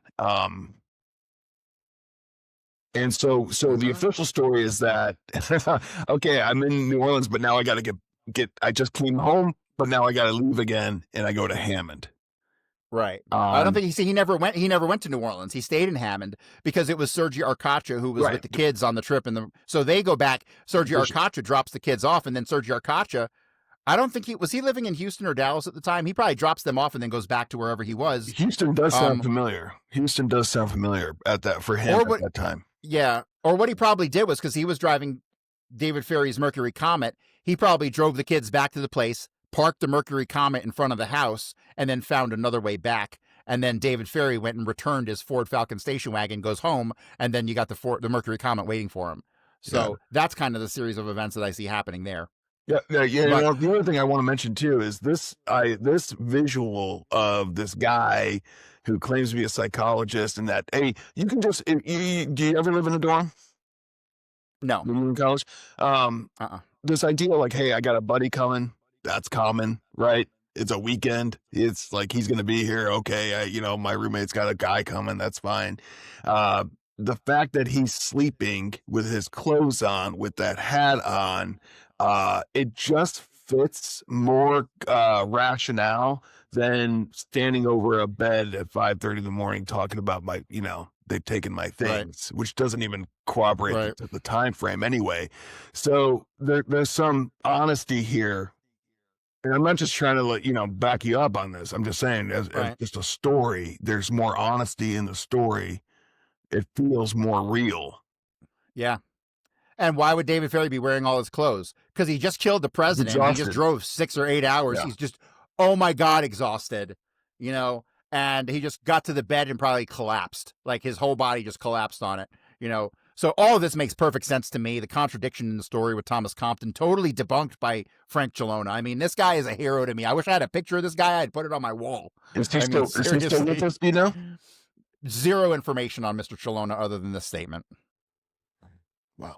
So, but to me, I can't. I've gone through hundreds of thousands of pages of documents. Nothing compares to this piece of paper, with the exception of like Kerry Thornley's 50-page affidavit. Um, and the one document on David Ferrie I'm looking for that I haven't come across yet. Where basically I got a bunch of kids in a car. They stop at a gas station and they're talking to this guy about how Dave's going to kill Kennedy. I mean, it was pretty wild. And I Is this in the 428 or the second 428 or the? It's in one of them. It's in one of the two David Ferrie. There's two David Ferrie files. One's about 450 pages. The other one's about 350 pages. It's in there somewhere. These kids, all these guys stop at the gas station and they tell the clerk at the gas station, "Oh, Kennedy's coming to town, but we got this guy Dave with a rifle who's going to take care of it." I'm like, what? Great document. Great document. It's in there somewhere. I got to find it.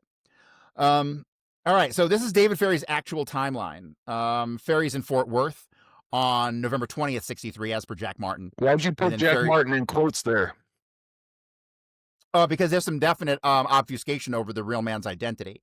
I don't know if you've read Coup in Dallas yet by Al Oh, it Borelli, was one but of the first I read. yeah, he talks about, Lafitte was in New Orleans at this time, and Lafitte was a tactical mastermind, and Jack Martin was an alcoholic, alley abortion guy who was never in the military, who'd had no tactical training. But some of the statements made by Jack Martin, allegedly, were extremely highly tactical in nature, far outside the realm of what Edward Suggs would have ever known. And so there is a big, I think Albarelli put some very good emphasis on the possibility that we need to really do some work into the true identity of Jack Martin, because he believes that Lafitte was using Jack Martin's identity at some point in Wow. time. No, it's Jack Yeah. Lemmon, by the way, in Oliver Stone's movie. Right. So then Ferrie's in Dallas, 11/22/63, where he is one of two shooters in the area of the Knoll. He is one of the two shooters of Tippit, along with Kerry Thornley. He then flees and hides out in Hammond, Louisiana, the night of the 22nd, as per the garrison memo. That's Chelona sees Chelona. Ferrie. Yeah. Chelona sees Ferrie sleeping on Saturday, November 23rd, 63, in the afternoon or evening in Hammond, Louisiana, and this confirms Ferrie never went to the Winterland. If he's seeing him in the bed on Saturday, he's not at the Winterland. It's Arcacha. So he goes to the Driftwood Motel and he checks in at 11 p.m. Thomas Compton then puts Ferrie in Hammond at 5:30 a.m. Sunday, 11/24 till 8:30 a.m. See, this is where Thomas Compton screwed up, because if David Ferrie drives down to Galveston, checks into the Driftwood at 11 o'clock, and then drives immediately back to Hammond, he would show up about 5:30 in the morning Sunday, which is what I think happened. He got back to Thomas Compton's place 5:30 Sunday, but the events that Thomas Compton relayed wouldn't happen till the next day, and so therefore he kind of smushed his two stories together.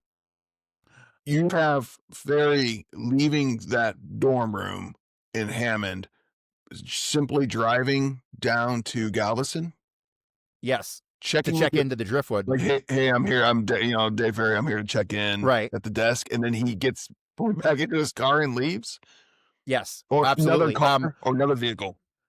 Maybe. No, he's know? probably still in the Ford Falcon station wagon at this time. And why did he do that instead of just letting the guys check into the motel? Well, he probably had to meet with them for some reason. There's probably some other factor that I'm unaware of. Cash. That he probably needed to go down. Yeah, it might have been money. It might have been something they needed to, whatever it was, he probably had to meet with them down there. Jack Ruby should be in Galveston at the same time, right? Saturday. And so maybe he's meeting with Jack Ruby. All these guys know each other. I mean, it's not like they don't know each other. And so who knows? I don't know. And this is probably where all the stuff with Monty DeMonte comes in, where something went on down there. I don't know what happened, but something went on down there. It probably did happen that Saturday night, the 23rd. But then, yeah, David Ferrie checks in the motel and then drives back to Hammond, where he probably shows up around this 5:30 in the morning on Sunday, which is about the time that Thomas Compton states. But none of the events that Thomas Compton relayed about, they take some of my things, none of that happens for another, like 20 hours. So he obviously mixed up his story there. And then Chelona puts Ferrie in Hammond on 11:25 in the morning during Kennedy's funeral. And then Ferrie is in New Orleans, where he meets with Garrison on the 25th that afternoon. I still will never be. It always blows me away how quickly they almost had this whole thing wrapped up, like on Monday, by having David Ferrie in Garrison's office. I mean, that's how close they were, all thanks to Jack Martin being a drunk rat. And Garrison, as we know, doesn't buy the story from the outset. Right. Remember? Right. He finds it completely ridiculous. This is mind blowing. And I wonder if this is where a lot of people shut down, because we're not even talking about Ferrie what his actions actually are in the afternoon on the 22nd in the Knoll and in Oak Cliff. We're talking about this official story that we've been told, and I think folks are struggling to accept it. It's just because it's been so ingrained, Cory, as the ice skating rink and everything like that. Yeah. So you might have to give people a rope there to give them time to come around. Maybe another 60 years or so. Yeah, another 60 years is about right, So what's next? All right, so this, I threw this in here. I'm not going to read the whole thing. This is the Clara Flournoy Gay statement. This was just to give some backup to the idea that Ferrie was involved. Mrs. Gay goes to Gil's office, and she sees that they were cleaning out Ferrie's desk. She's obviously dealing with Alice Guidros, who's a total lying bitch also. Who's the secretary? The secretary, yeah. Who backs up the idea that Ferrie was in court, I think. Right. Okay. Right. So the Clara Flournoy Gay goes to Gil's office, and she sees that there's like a piece of paper with a chart, and it said it had the word Elm written on it, and appeared to be a street, and there was a building on the street with a square letter and with letters VIP written in the square. So she's like, "I'm taking this to the FBI," and Clara Guidros is like, "No," and she grabs it out of her hand and throws it in the trash. I think it's a very valid story. And this was reported to the local police. Oh my goodness! I mean, So, has Propinquity or anyone tried to brush off why that she was lying, that this story was made up, that she's a oh, I don't know. reliable witness? I don't That's know. kind of that's damning if it's true. Right. And also, why was she using G. Ray Gill? He's a mob lawyer. And who the hell is this Flora Clornoy Gay? And why was she using a mob lawyer for whatever she was using? So who knows that? I just don't buy that he had any legitimate work. All right. So let's talk about the Knoll and what I've concluded happened. And I'm open to altering my perspective on this if someone can bring me some evidence. If someone can bring me some, like the statements of Ed Hoffman, which we'll get to here in a moment, they're kind of ambiguous in regards to the direction the shooter was facing here, because you got to think from where Ed Hoffman is standing. He's standing across the Stedman's Freeway, so he's looking one direction. He would see a guy, and he didn't see the rifle till the guy turned around. That's only because the rifle had to have been facing this direction, like I have here up in the upper left corner. Because if it was facing the other direction, that would have been perpendicular to Hoffman, to Hoffman, and he right. would have seen the rifle the whole time. But no, Ferrie had to turn around, which tells me that it was pointed this direction. Okay. Which is why I've drawn the conclusion that Ferrie fired the shot that struck Kennedy in the throat from the front. How far away is Hoffman roughly? From where he's standing? How much? 200 feet? No, I'd say it's further than that. Yeah. I'd say it's probably further than 200 feet. So he's a ways out. Okay. Right. So but fortunately, what he provides a description of clothing, and the clothing is relevant. And so that's why, here's the thing: when the cops interview somebody and they provide details, and those details are relevant or significant, but the witness doesn't understand the relevance or significance of those details, then he's telling the truth. And so I'll give you an example. If I'm a cop and I'm investigating a string of burglaries, and every single time the guy left in a yellow Mustang, and then I go to another burglary and the witness said, yeah, I don't know, the guy left in a yellow Mustang. It's the same guy. It's that simple. That's how cops think. That's how cops operate. It is that simple. Okay. And so the very basic observations given by Hoffman, he wouldn't have known the significance of the dress of David Ferrie at that time, with the blue jacket and the black felt hat. He wouldn't have understood the significance of that, but I do, because those are the same descriptions of the man who was at the Tippit shooting, right? And so that's another connection people have a hard time making. The description of the man in the blue jacket by Ed Hoffman and the man in the blue jacket at the Tippit shooting, clearly the same guy. We know it's linked because we also have the Carl Mather's gray Plymouth there at both scenes. I mean, so all the evidence is so overwhelming. Now, folks who don't know about Ed Hoffman, I was suspicious about him too, because quite frankly, I mean, he was a hard guy to believe. And then I realized, because I may be projecting because of his condition, he was deaf mute. Right. And so, right. And he was, I don't want to say chastised, but he was pretty beaten down by the events of maybe of his story not being accepted. Well, there's other parts of his story that are weird that I can't figure out. Like, he tried to tell a cop what happened, and then somebody tried to pay him money to shut up. I mean, like, there's some stuff in there that's like, what are you talking about? That's just crazy. Okay. But nonetheless, I mean, he gave the accurate description of David Ferrie behind the picket fence, which we'll get to here shortly. But what I've concluded thus far is that Ferrie fired that first shot that struck the president in the throat. I'm willing to alter my perspective on this if I can get further clarification on the Ed Hoffman stuff, and if I can locate the damn position of Valenti also is a major factor too. Well, hey, I know there's Hoffman, but hang on, Cory. So in order for David Ferrie to shoot, that means he would have to have been pretty well versed in not only shooting someone, but do you think killing someone? Oh yeah, 100%. I don't have any evidence he killed anybody prior. But that's actually not true. That's not true. He told Cruchet that when he went on that trip to Cuba where he got stabbed in the stomach and had that big scar, I think he said that he killed a bunch of people down there on that, what was that? That was the Bay of Pigs. So, or what? No, it wasn't Bay of Pigs. It was one of his missions to bust the guys out of the Cuban jail. But no, I think he had, dude, the guys, look at the people he's hanging out with, a bunch of mercenaries and stuff. I mean, come on, these guys are killers. And so, when I point out the fact that these guys are already well known to us, you know, you got like Lawrence Howard and Lauren Hall in the Book Depository, David Ferrie. These are all known names. I think people are disappointed when I talk about this stuff because they expect it to be somebody we never heard of, like out of some weird assassination factory or some Corsican who's all spooky, right? Right. Like that's what people want. They want the big mystery, and it's like, no, dude, it's the answer's been here the whole time. It's all the guys in New Orleans, and then a couple mob guys thrown in for good measure, and like, it's simpler than everyone thinks. Is why nobody's coming around to these same conclusions. I'm Okay. assuming. There is a rationality to what you just said. On the other hand, when you look at something like the Day of the Jackal, you have that Oh yeah, condition. You have that condition that in order for something this big to happen, you're going to go to some unknown anonymous guy, pay him a lot of money, who's going to go out into a field and he's going to shoot a special bullet that's going to blow up this watermelon, right. right? And then he's going to go and go up to a high rise building, and he's going to shoot the goal.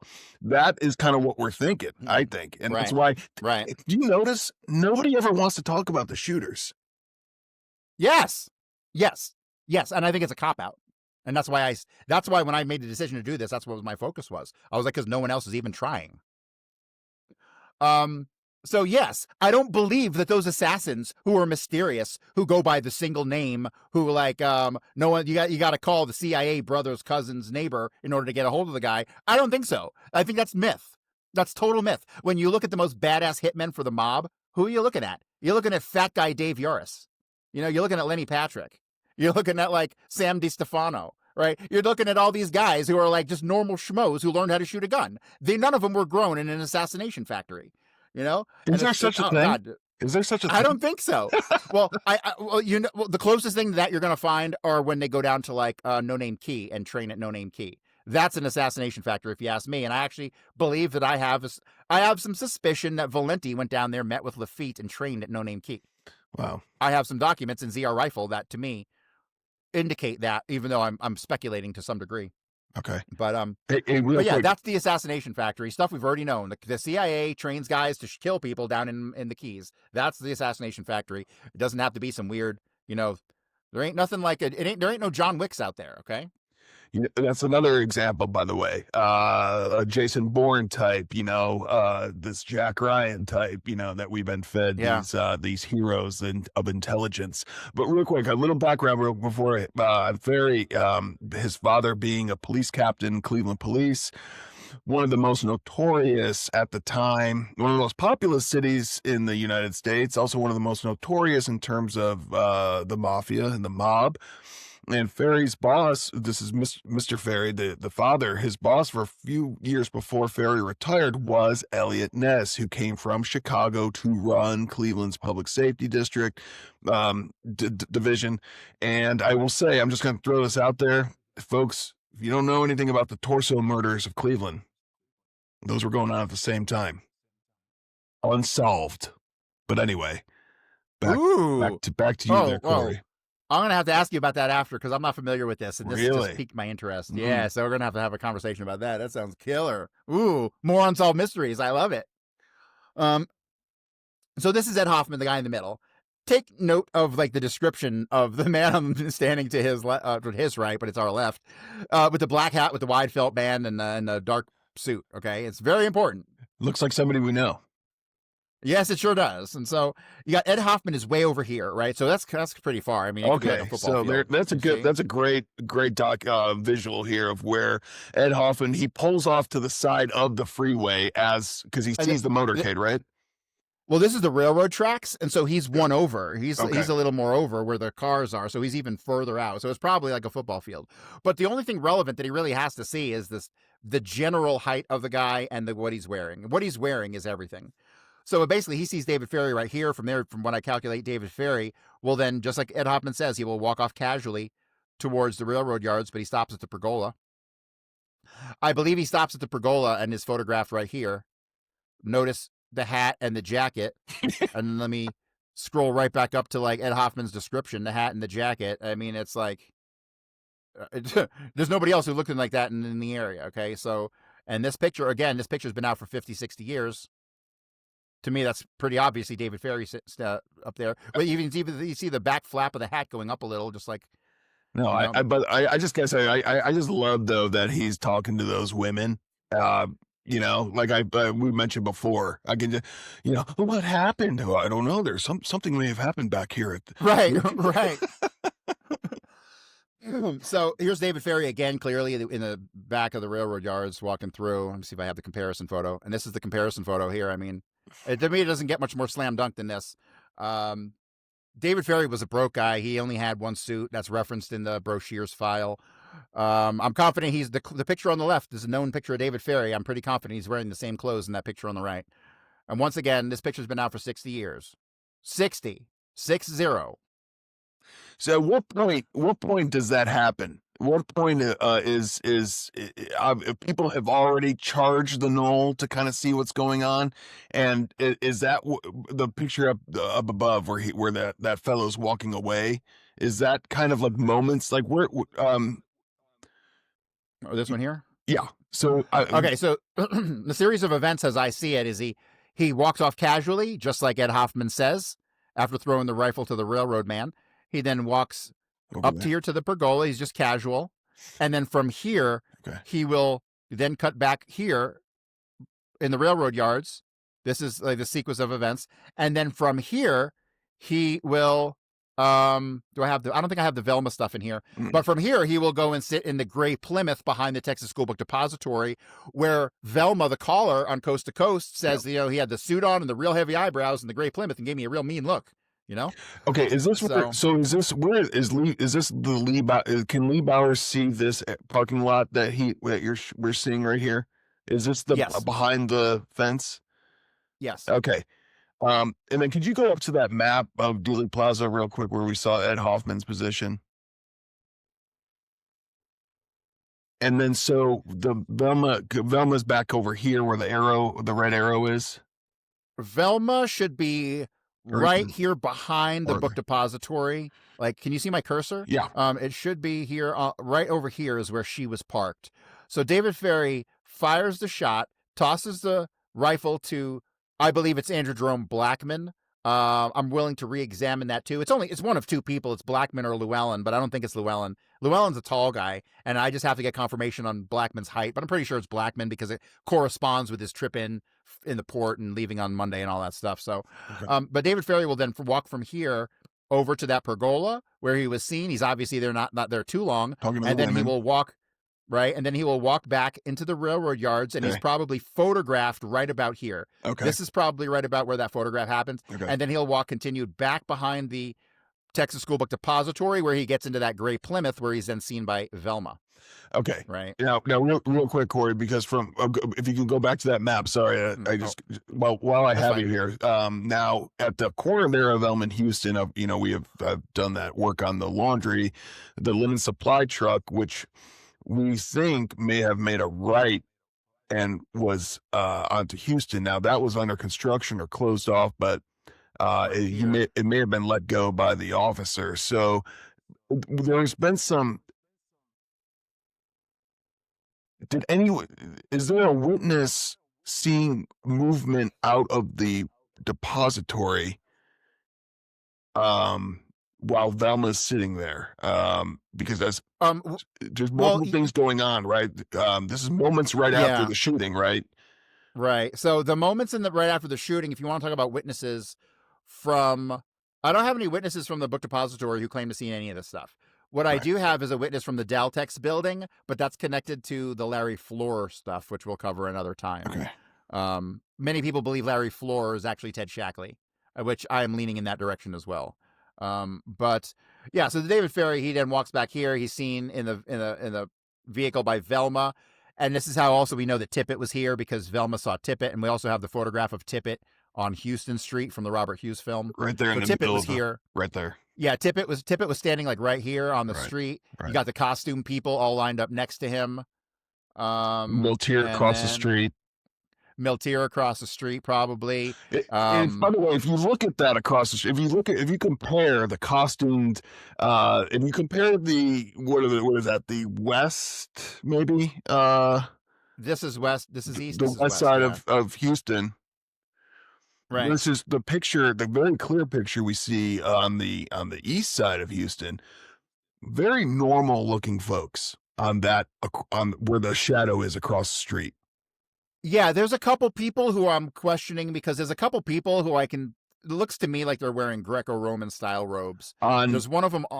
There's one on Houston Street. There's one on Elm Street, and I think that there's one or two on across Houston on this shadowy side. But the pictures are never really that good. So I'd really like to. It's something I'd like to reevaluate. okay. By the way, if you But then think you got all them. good, Go ahead. I was going to say, Oh, I was gonna if say. you think what he's saying is crazy, this is the center of Dallas Masonic kind of roots in Dallas, by the way. So this was occultic from the beginning, folks. Okay. Yeah, This yeah. isn't nutso stuff. I mean, if you It took me. It took me years to even acknowledge the possibility of the occult stuff. But once you see it, you can never unsee it. And once you see it, you're like, oh my God, we're run by a bunch of lunatics. how many the placement of folks along the along Elm how many of those are actors, do you think? How many of those are actual office people who are just kind of there? They seem very subdued in the Yeah, most final of them are moments of JFK's unidentified. life. Yeah, and they're all wearing like very nice clothing. If you look and notice, a lot of them are wearing very nice black So clothing, like like very formal. I was gonna say So like church or church or right, almost funeral type. Uh, right. okay, all right. I'm There you go. I'm convinced most of the people who are actually in Dealey Plaza itself, with the exceptions of the ones who we've identified, know are employees of the area. I think the vast majority of people in Dealey Plaza knew about it, were there because they were funneled there to witness it. Right. And yeah, I don't, because we haven't identified 75% of the people in the pictures in Dealey Plaza. 75% at least. We look at the picture, we don't have no idea who they are, right? And they've never come forward, said, hey, I was there. You'd think they would, but they haven't after all these years, you know? I'd be interested to So, know how many people. Now, according to the Rabbi Silverman, there was a large number of people who attended the memorial service that night to Cheereth Israel. I'd be mhm. curious. I don't know if anyone has really talked about that. I have never really seen many people come out and talk about that service. I'd be curious who they were and how many witnessed what they Yeah, saw there, who went over yeah. there.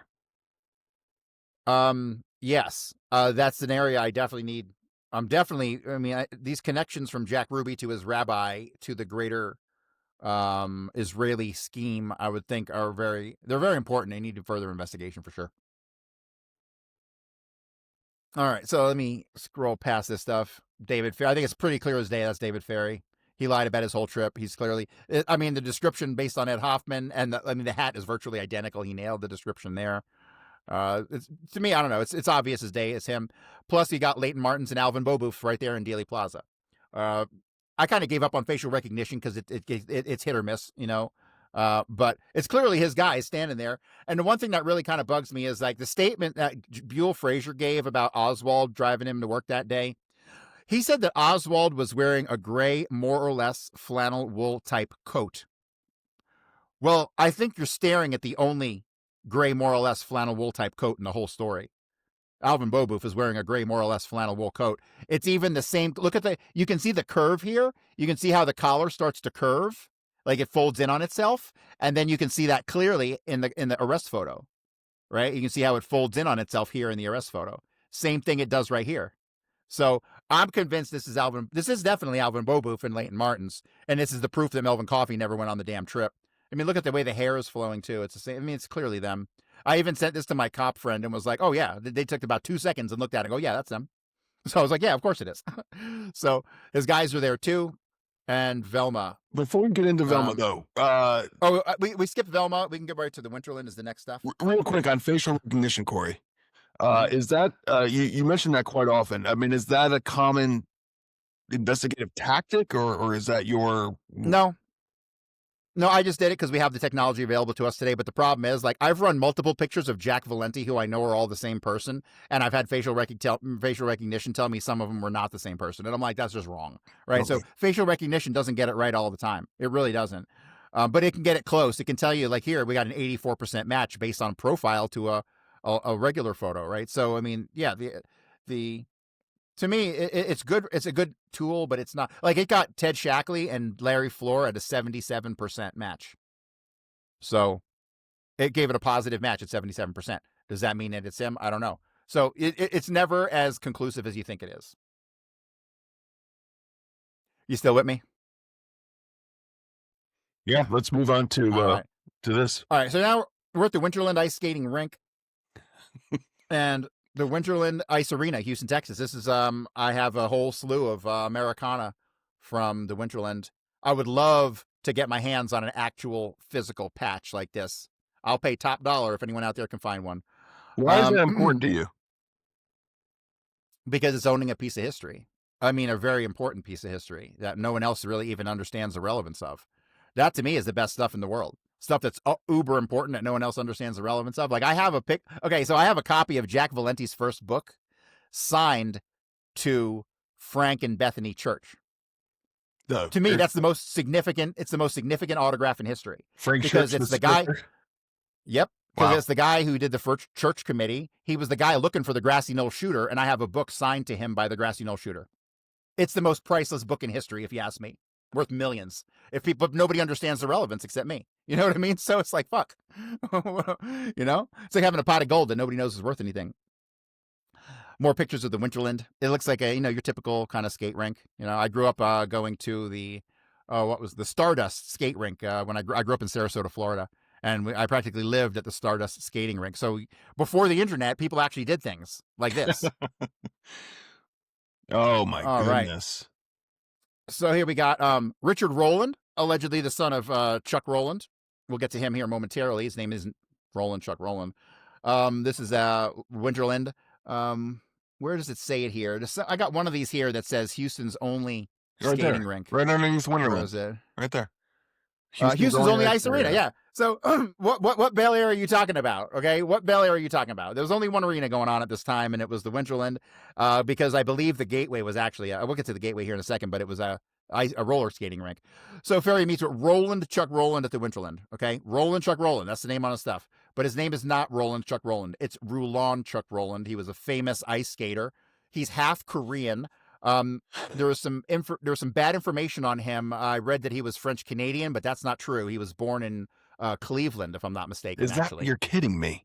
Oh no, he was born in Iowa. Sorry, he was born in Iowa. Oh my goodness, I was going to say another. If he was from Cleveland too, that would have been crazy. But his name is Roulon Chuck Rowland. His name is not Roland Chuck Rowland. Why are they lying about it? Let me just play devil's advocate. Do you think in when he gave his name, he gave it as Roulon and it was typed up as Roland, and so we're reading it as Roland? When you give a deposition, you have to provide identification. I mean, they have to know who they're talking to every time. I know. I've been deposed. So, yeah, they knew it. They lied. They lied to cover it up. Why did they lie to cover it up? Well, maybe we can explain that as we move forward. Roulon worked with the skating Shrams. They were famous, I guess, at one point in time. I never heard of him, but it just goes to show he had a long history of working in professional ice skating.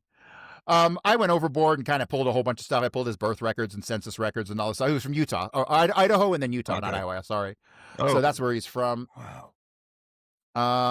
Utah. And then Clay Shaw testimony. How long you been in the business? He's like, this is in 63 or 64. Or no, this is 69, right? So he's like, I've been connected with ice rinks in the ice business since 1946. Are you a professional skater? He says, yes, sir, I am. But when I go and look through the Houston directory, I found he was working for some company called Electrotechnical Laboratories, and then he was the manager of Doghouse Packaging Company. So how does that got to do anything with ice skating rinks? You know, what's going on here? Electrotechnical. I don't know. Yeah, that's usually a key to something. Mm-hmm. I love how Schlumberger's right there too. Schlumberger. Where? Right above it. Here? Just out this Ferdinand J. Oh, that's hilarious. That's hilarious. Oh my God. Hold on a second.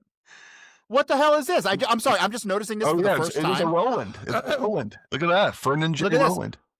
Look at this. Roland. See also Roland and Roland. Rowland. So that's in the directory. And then it's got Roulon married to Joyce. What is going on here? Why is he listed with two different names in the directory in 58? This is wild. And I can't believe I'm just now noticing this. And what is the connection between Chuck Rowland and Schlumberger? Yeah. What? Ferdinand Okay, all J. right. This needs some follow up, and I can't believe I didn't catch this the first time around. But this is wild. Ferdinand J. Rowland Yeah. works for Schlumberger. We got to find the relationship between Ferdinand and Chuck Rowland here. So in '83, he divorces Chuck. 83 divorce, Rulon Rowland. He divorces Joyce Rowland, who's Joyce Rowland's his wife. The 2018 obituary. He died in 2018, which, so many people died after I started my research. It's crazy. Yeah. All right, so now let's get to the Mary Boots Roberts and Ronnie Roberts. This is where things get a little wild. Mary Boots Roberts and Ronnie Roberts, again, famous ice skaters going all the way back to 46, 20 years before the assassination. And this is the obituary for Mary Boots Roberts White. White must have come in the late 80s or 90s. She must have married again, because I can't find any reference to her marrying somebody named White. Doesn't appear anywhere. It's just how it is, I guess. But it says here, Mary Boots Roberts White passed away Saturday, the 29th of November. Beloved mother, grandmother, and great-grandmother and friend. She accomplished much in her life, became a professional ice skater, and worked for NASA during the Apollo and Gemini missions. You know what? No, she didn't. No, she didn't. I spent hours and hours and hours digging for any reference to a Mary Boots Roberts White connected to NASA, and it doesn't exist. The only place this exists is here in this obituary, which tells me she's a spook. Because just like all the other guys who went to work for NASA and Michaud and all this stuff from the coffee company, right? It's the same thing. These are fronts. These are fronts. She's preceded in death by her parents, Joe and Corinne Caltagirone, and her brother, Joe Caltagirone Jr. Very, very important. We'll get to that here momentarily. And this is the weird thing. She got a whole bunch of kids under the name Roberts, like Roland George Roberts. Another right? Roland. That's strange. Another Roland. It is very strange, right? So very, very strange. But she has a first cousin named Vincent Caltagirone Jr. And how I kind of figured this out was because, I took a break from studying the assassination to study some Jack Valenti for a while, and then I come across the name Caltagirone. Then when I go back to my studies, I'm like, wait a minute, Caltagirone? Wait a minute. I got Caltagirones at the ice skating rink, and I got Caltagirones connected to Jack Valenti. What's going on here, right? So then I find this. Vincent Caltagirone Jr., after graduating St. Thomas High School in 43, Vincent attended Texas A&M University, followed by an enlistment in the U.S. Navy, Naval Intelligence. Upon discharge, he received his bachelor's degree from the University of Houston, followed by 35 years in the insurance business. That's a total lie. Vincent was a board member of the National YMCA Scuba Program, okay? One of Vincent's recreational diversions was teaching scuba at the Houston Downtown YMCA. Vincent was a member of the St. Vincent de Paul Catholic Church, as well as the Sacred Heart Society of Little York. The most important stuff in this, well, that was very important, but the most important stuff here is the fact that he was survived by his wife of 50 years, Roberta Bobby Caltagirone. And that's not the mother of his children, though. The mother of his children is someone else. So his children are Tom Caltagirone and wife Lou Caltagirone, and they have a son named Jack Caltagirone. Okay? Very, very important stuff here. All right? So then, let me see. Then, as like I said, I was studying Jack Valenti, and you got a question? Yes, I do. Just go back up to that lady. That lady here. Now, she was born Caltagirone, correct? Yeah, she was born Mary Caltagirone, correct. Okay, and why? Just remind us, why are we talking about her again? Bring her back. We're talking about her because this is the woman that founded the Winterland Ice Arena with her husband, and we'll get to how it came about being here momentarily. Okay. But she was the founder of the Winterland Ice Rink. Okay. This is her cousin, Vincent Caltagirone Jr., who has a son named Tom Caltagirone and a wife named Lou Caltagirone, and their grandson, Jack Caltagirone.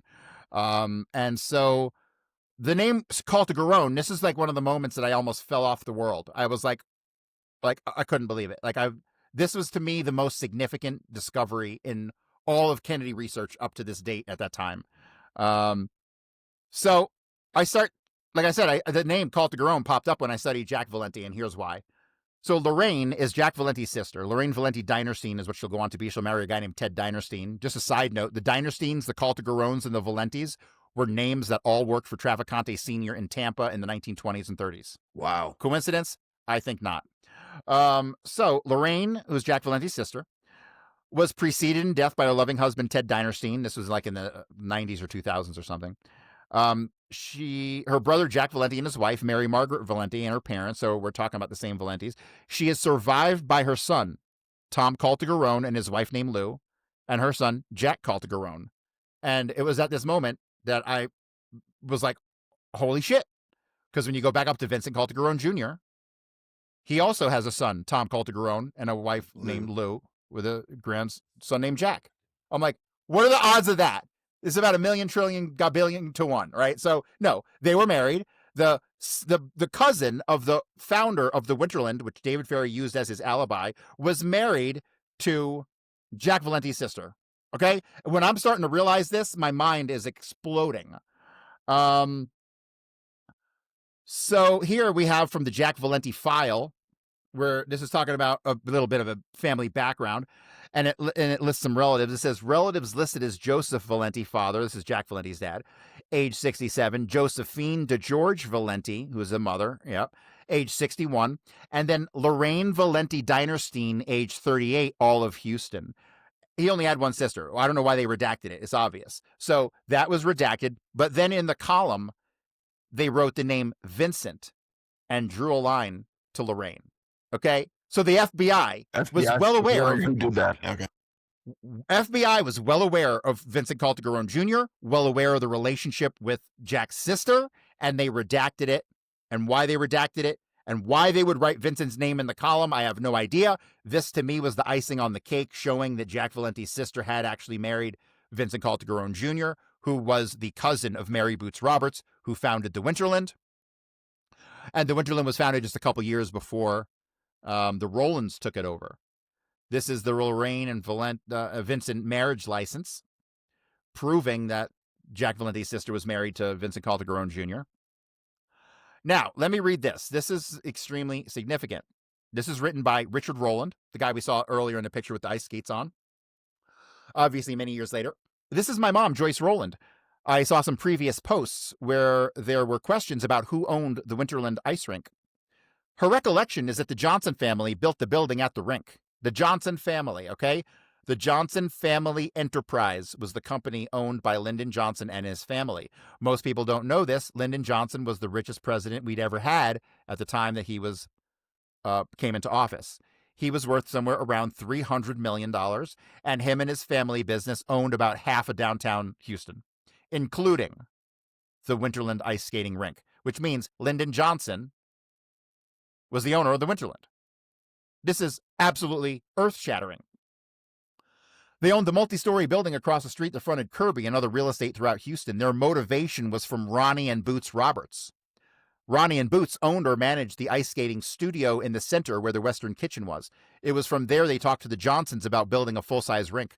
Something didn't go well with the Roberts, and my parents, Joyce and Chuck Rowland, became the tenants of the building and managed the rink for many years. I have a major problem with that statement, which we'll get to here in a second.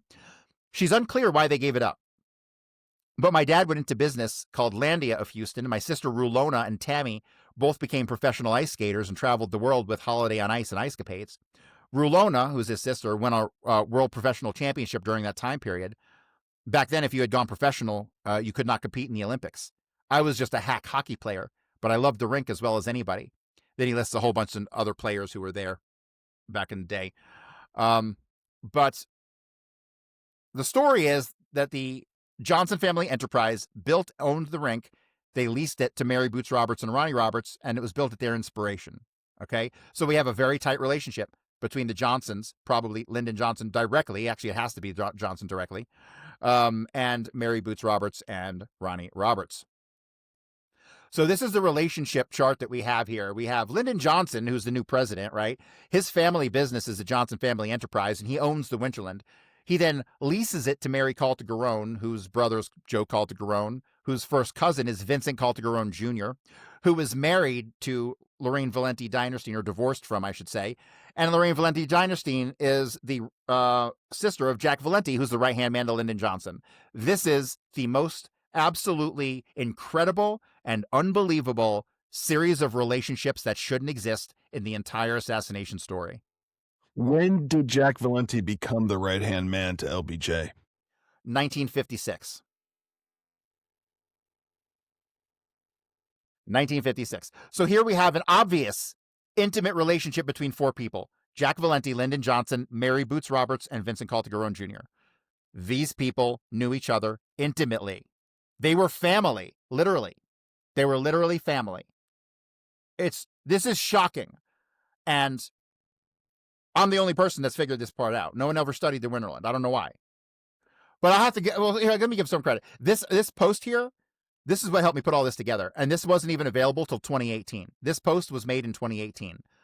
So nobody prior to 2018 could have had any idea that Lyndon Johnson owned the Winterland, because it's not anywhere else. So the guy writing this post is the son of our Roland, who testifies at the Clay Shaw trial. Yes. Correct. So, all right. So we'll continue on with the story before we get to the big kicker at the end. So this is back to that original document showing that David Ferrie and them stayed at, where's the Alamo Motel and all this stuff, right? So they checked in the Alamo Motel, and all. One of the phone calls made, the whole point of this part of the document is that they made one local call to an unidentified number, MO 4-3581. Okay. So one thing I just want to comment on a side note, it says here, November 28, 63, Chuck Rowland, Winterland skating rink, was interviewed, at which time he stated the man introduced himself as Ferrie, contacted him by telephone, tells his whole story. Garrison was smart enough to know the whole story was bunk, and he wrote phony right here in the column because he knew the whole story was BS. Right? Garrison knew so much more than he ever said publicly. It's wild. So this is the Gateway Swimming. Cool, that's amazing. Yeah, go ahead. I was, at least personally, was so caught up in the WSH obfuscation in that document, I never even paid attention to that phone number right below it. Yeah, nobody has, and it's listed as unidentified in every document and book I've ever seen. The only person that ever knew what it was Garrison, because Garrison, the number comes back to the Gateway Swim and Skate, which is another ice skating rink, and we'll get to the story here in a second. But Garrison knew about the Gateway, but I don't know if the rest of the references to it were destroyed, but there's no other references to the Gateway in any other Kennedy books or anything ever, period. It just doesn't exist. And I'd say the story of Houston is more about the Gateway than it is about the Alamo Motel. And so the Gateway Swim and Skate, the thing that's significant about the Gateway Swim and Skate is that, let me see, do I have this here? Yeah, let me go ahead and read this. The Gateway pool opened in 1959. I was 10 at the time. This is a post from a Houston architecture forum. And they had this huge grand opening, and my parents bought me a season pass. Our house backed up close to it. I would ride my bike through the vacant lot next to our house, and it was just on the other side of the Alamo Motel. Okay, so what do we got here? We got them staying at the Alamo Motel next to the Gateway, and we got them calling the Gateway from the Alamo Motel. That seems a whole lot more significant than them going to visit the Winterland. All right? Why are they getting a hotel directly next to the Gateway? And why are they calling the Gateway? And why is nobody acknowledging that they called the Gateway? Okay, could it just be like, hey, you guys still open? I mean, sure, if you want to play devil's advocate, that's what it could be. But now we've established the Gateway is opened in 1959. And why did it open in 1959? Because it used to be the Bel Air. The Bel Air was knocked down, and they rebuilt the whole thing into the Gateway Swim and Skate. But David Ferrie used the Bel Air as his alibi story. So what does that tell you? That he had been making trips to Houston and was well aware of the Bel Air, which hadn't been open in 4 years. So David Ferrie's relationship to Caltagirone, to Houston, and to the Gateway, and to all this stuff goes back at least 4 years. Why? What was Ferrie doing in Houston 4 years prior? And more than 4 years, because it was knocked down 4 years prior. What is the relationship here between this Bel Air and David Ferrie? Well, I don't understand. Could it have been a hub for? I'm throwing it out there for. Was it a hub for Eastern Air? And look, I'm gonna meet I'm gonna have a side thing going on while I'm in Houston. I'm gonna roll over here. I'm gonna stay here. I'm gonna hang out, and that's how I remember it. I have good memories of Bel Air when I stayed there. What is it? Isn't it some new name now? You know what I'm saying? Like, right. I see what you're saying. Yeah, it could have been. All right, so let's go back to Vincent Caltagirone Jr.'s obituary. Remember, he's the first cousin of the founder of the Winterland. One of Vincent's recreational diversions was teaching scuba at the Houston Downtown YMCA, okay? The Downtown Houston YMCA was formerly the Gateway Swim and Skate, okay? Coincidence? I think not, okay? So obviously, to me, Vincent Calderon was probably working at the Gateway Swim and Skate, which is why they called him, which is why they went there. And that was probably his day gig at the Gateway teaching scuba while he was allegedly an insurance professional, right? He's supposed to be an insurance professional, but For he don't work for 35 no years. bank. For 35 Right, years. for 35 years. Hey, Yeah, total lie. why does YMCA keep showing up in Kennedy? I think a couple reasons. Well, number one, Jack Valenti at some point sat on the board of directors of the YMCA. I don't know how relevant that is, but he also sat on the board of directors of TWA. So right there off the bat, you got an airplane and a place to stay that you can get on if you're the board member with no record of. That seems to me to be pretty significant. He sat on the board of the directors of the scuba program for YMCA. So Vincent Calderon was connected to national higher ups by some way, probably through Jack Valenti, who sat on the board of directors of the YMCA. YMCA. Why else would it pop up? Well, Ferrie, didn't he stay at the Tampa YMCA across the street from that when he had that dependent in 1949? You know, there was that kind of discrepancy where he had that address, but he was also staying at the YMCA. It just sounds like a place to meet guys, maybe. Yeah, I mean, I'm sure there was some of that going on there for sure. But I don't know. I mean, the YMCA just seems like it's been some sort of nefarious, like CIA covert safe house thing going on, you know? Yeah. Jack Martin is known to have stayed at YMCA's. I mean, like, well, also it was very prevalent back then where it's not today. right, Nobody exactly. stays at YMCA's Like, we're today, from you know? a part where it's like, what is this? Like, where they go to play basketball or something, you know? Right. Yeah, yeah. So Vincent Calderon Jr. worked at the downtown Houston YMCA, which was the gateway. Not a coincidence. He was probably the guy. This is how I kind of put together this with the Short Tramp and Raoul stuff, because basically, you have all this activity. Obviously, this trip to Houston was about Vincent. Okay, they're calling the gateway. They're visiting the gateway. Why? Why? He's the only person in this whole damn story connected to any of that stuff.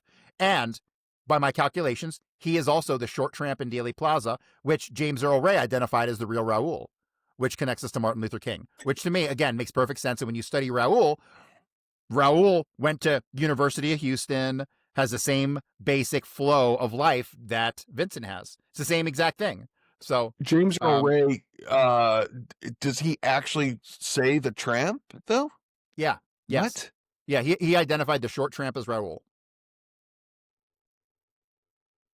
So, moving on. This is the Short Tramp on the right. This is Vincent Calderon on the left from about 15 to 20 years prior when he didn't have as much of a receding hairline. Look at the nose. The nose is identical. But one thing I have to point out, there's obfuscation in the photo on the right. Look at the guys. Look at his eyes. Yeah. These eyes are not natural. They have clearly been touched up, altered. There's actually another photograph where he has a completely different nose. Like the nose was just pasted on the picture. I'll show you that later. But everything about it is the same. The chin is identical. The nose is identical. The relationships behind are all at play here. I mean, to me, it's pretty obvious. Vincent Calderon was the Short Tramp, also identified as Raoul by James Earl Ray. This, to me, completes a big circle all surrounding the Winterland. Wow. I mean, that's the most dashing tramp in history. Look at that pop collar and everything. Well, also, look at his chin. Look at what they're doing. The three champs are experienced. When you look at the photographs, they're all distorting their faces. Look, he's jutting his chin out. He's pushing it out. Look at his eyes. He's kind of scrunching his eyes. You know, I sent you the photos of Danny Green and Leo Masseri. Right. They're doing the same thing. They're scrunching their face. Look at the picture of Leo Lips Masseri in Dealey Plaza. Yeah, he's totally altering their face because they know they're being photographed, which tells me these guys are experienced. They've done this before. So wait a second. So everyone, photographs were all photographs confiscated from Dealey Plaza, right? To 100%, 100%. And guess where they were processed? I don't know.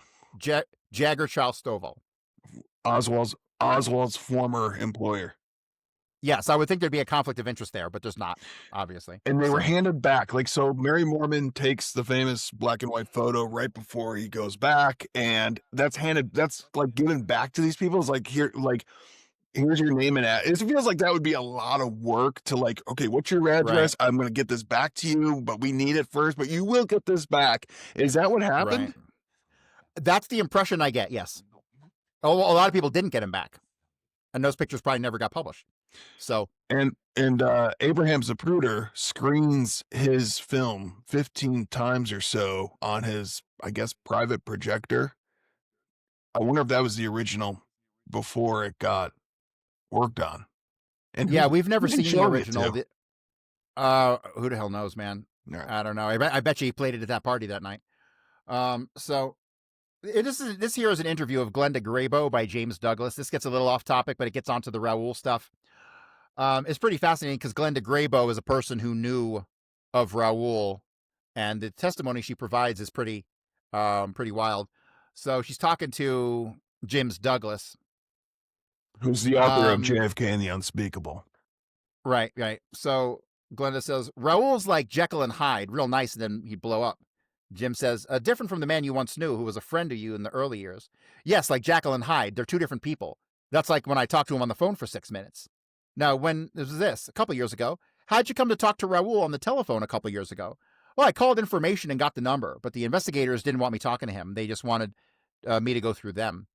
Why did you telephone Raoul? Where is Raoul living now? He's in New York. Did he acknowledge on the phone that he knew you? Yes, he called me Olinda. That's the way he always used to pronounce her name. So she's with Roy, who's her man at the time, I guess. Glenda says, and I asked him if he'd seen Lyndon Johnson's one-time speechwriter, Jack Valenti. He said, hey, I haven't seen him in a long time. And Jim goes, so Jack Valenti knew Raoul? Yes. She'd drive Raoul to the Alabama Theater in Houston. And that's where Jack Valenti was at. Boy, this Roy needs to stop talking. I know. Did you think Jack Valenti knows Raoul's connection with the King assassination? And she goes, sure. So to me, and the fact that Vincent Calderon Jr. was Jack Valenti's former brother-in-law and they tried to cover it up, to me, the identification of Raoul is pretty cut and dry at this point. How did you meet Percy Foreman? Oh, this is another connection. Oh, this is a great one. More evidence. How did you meet Percy Foreman? And Glenda says, well, he was a lawyer in Houston. Roy's brother got in trouble one time and he used Percy Foreman as his attorney. We never knew he'd been Ray's attorney. We never paid no attention to that. I was raising kids when that happened, so we went up to Foreman's office to help Roy's brother. Foreman was there. How did Foreman's connection with James Earl Ray come up? Oh, he had books and all kinds of stuff about Ray in there, and I got to talking about him and about Raoul. How did he respond to your telling him about Raoul killing Martin Luther King? He said he knew Raoul. Percy Foreman, James Earl Ray's lawyer, knew Raoul. What was his attitudes towards Ray? Okay, so here we have Percy Foreman admitting to Glenda that he knows Raoul. Well, guess what? Percy Foreman was Vincent Calderon Jr.'s lawyer in 1966 when the Mosler murder happened.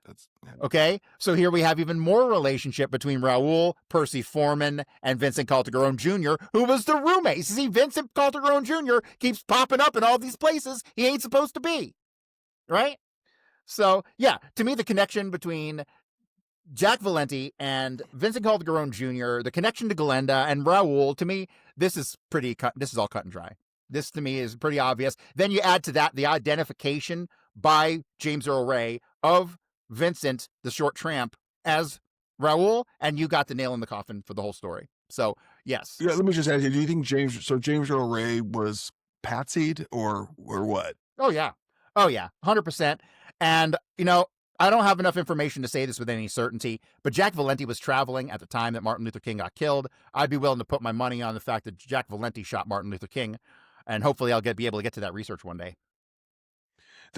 And that would make sense. It would also substantiate the fact that both Vincent and Jack were together at two assassinations, meaning that Vincent is the trusted spotter, which would be the same relationship like between Lenny Patrick and Dave Yaris, who were partners for like decades. You know what I mean? I think when you're an assassin, you got a spotter, you got a guy you know you can trust no matter what. And in this case, he knew he could trust him because he's his former brother-in-law, right? So to me, the whole thing seems to fall into place. Very speculative, I'll admit. Well, hey, but when it walks like a duck, it quacks like a duck. It's probably a duck, I'll just say there's a thread I've been hunting on James Earl Ray that I'm hoping I can uncover soon. But it just every movement of Ray leading in '68, leading up to the assassination of King, just reeks of just being intelligence handled. Yeah.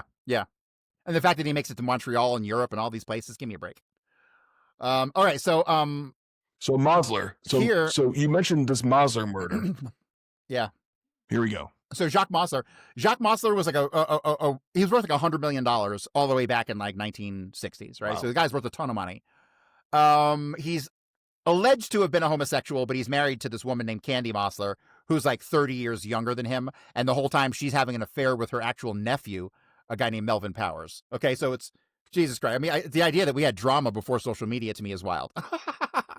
So yes, so that whole thing is crazy. The whole situation with the Mosler murder is crazy. And why is it crazy? Because Vincent Calderon Jr., after the whole thing's the trial is already happening. It's already there. It's not until the trial is happening that they realize Vincent is Mosler's roommate in Miami when he's supposed to be a insurance professional in Houston, right? So he's living in Miami, working at a bank as a teller. And the bank is owned by Mosler, okay? And he's living with Mosler, and Mosler's an alleged homosexual. You read into that what you will. But Mosler is stabbed to death. He's stabbed like 80 times, dude. He's like, I mean, this dude, whoever killed him hated this guy. But Vincent is never brought into this as a suspect ever. And I have a feeling Vincent had far more to do with Mosler's murder than anybody else. I'm just going to put it out there. I mean, he's supposed to be doing insurance in Houston.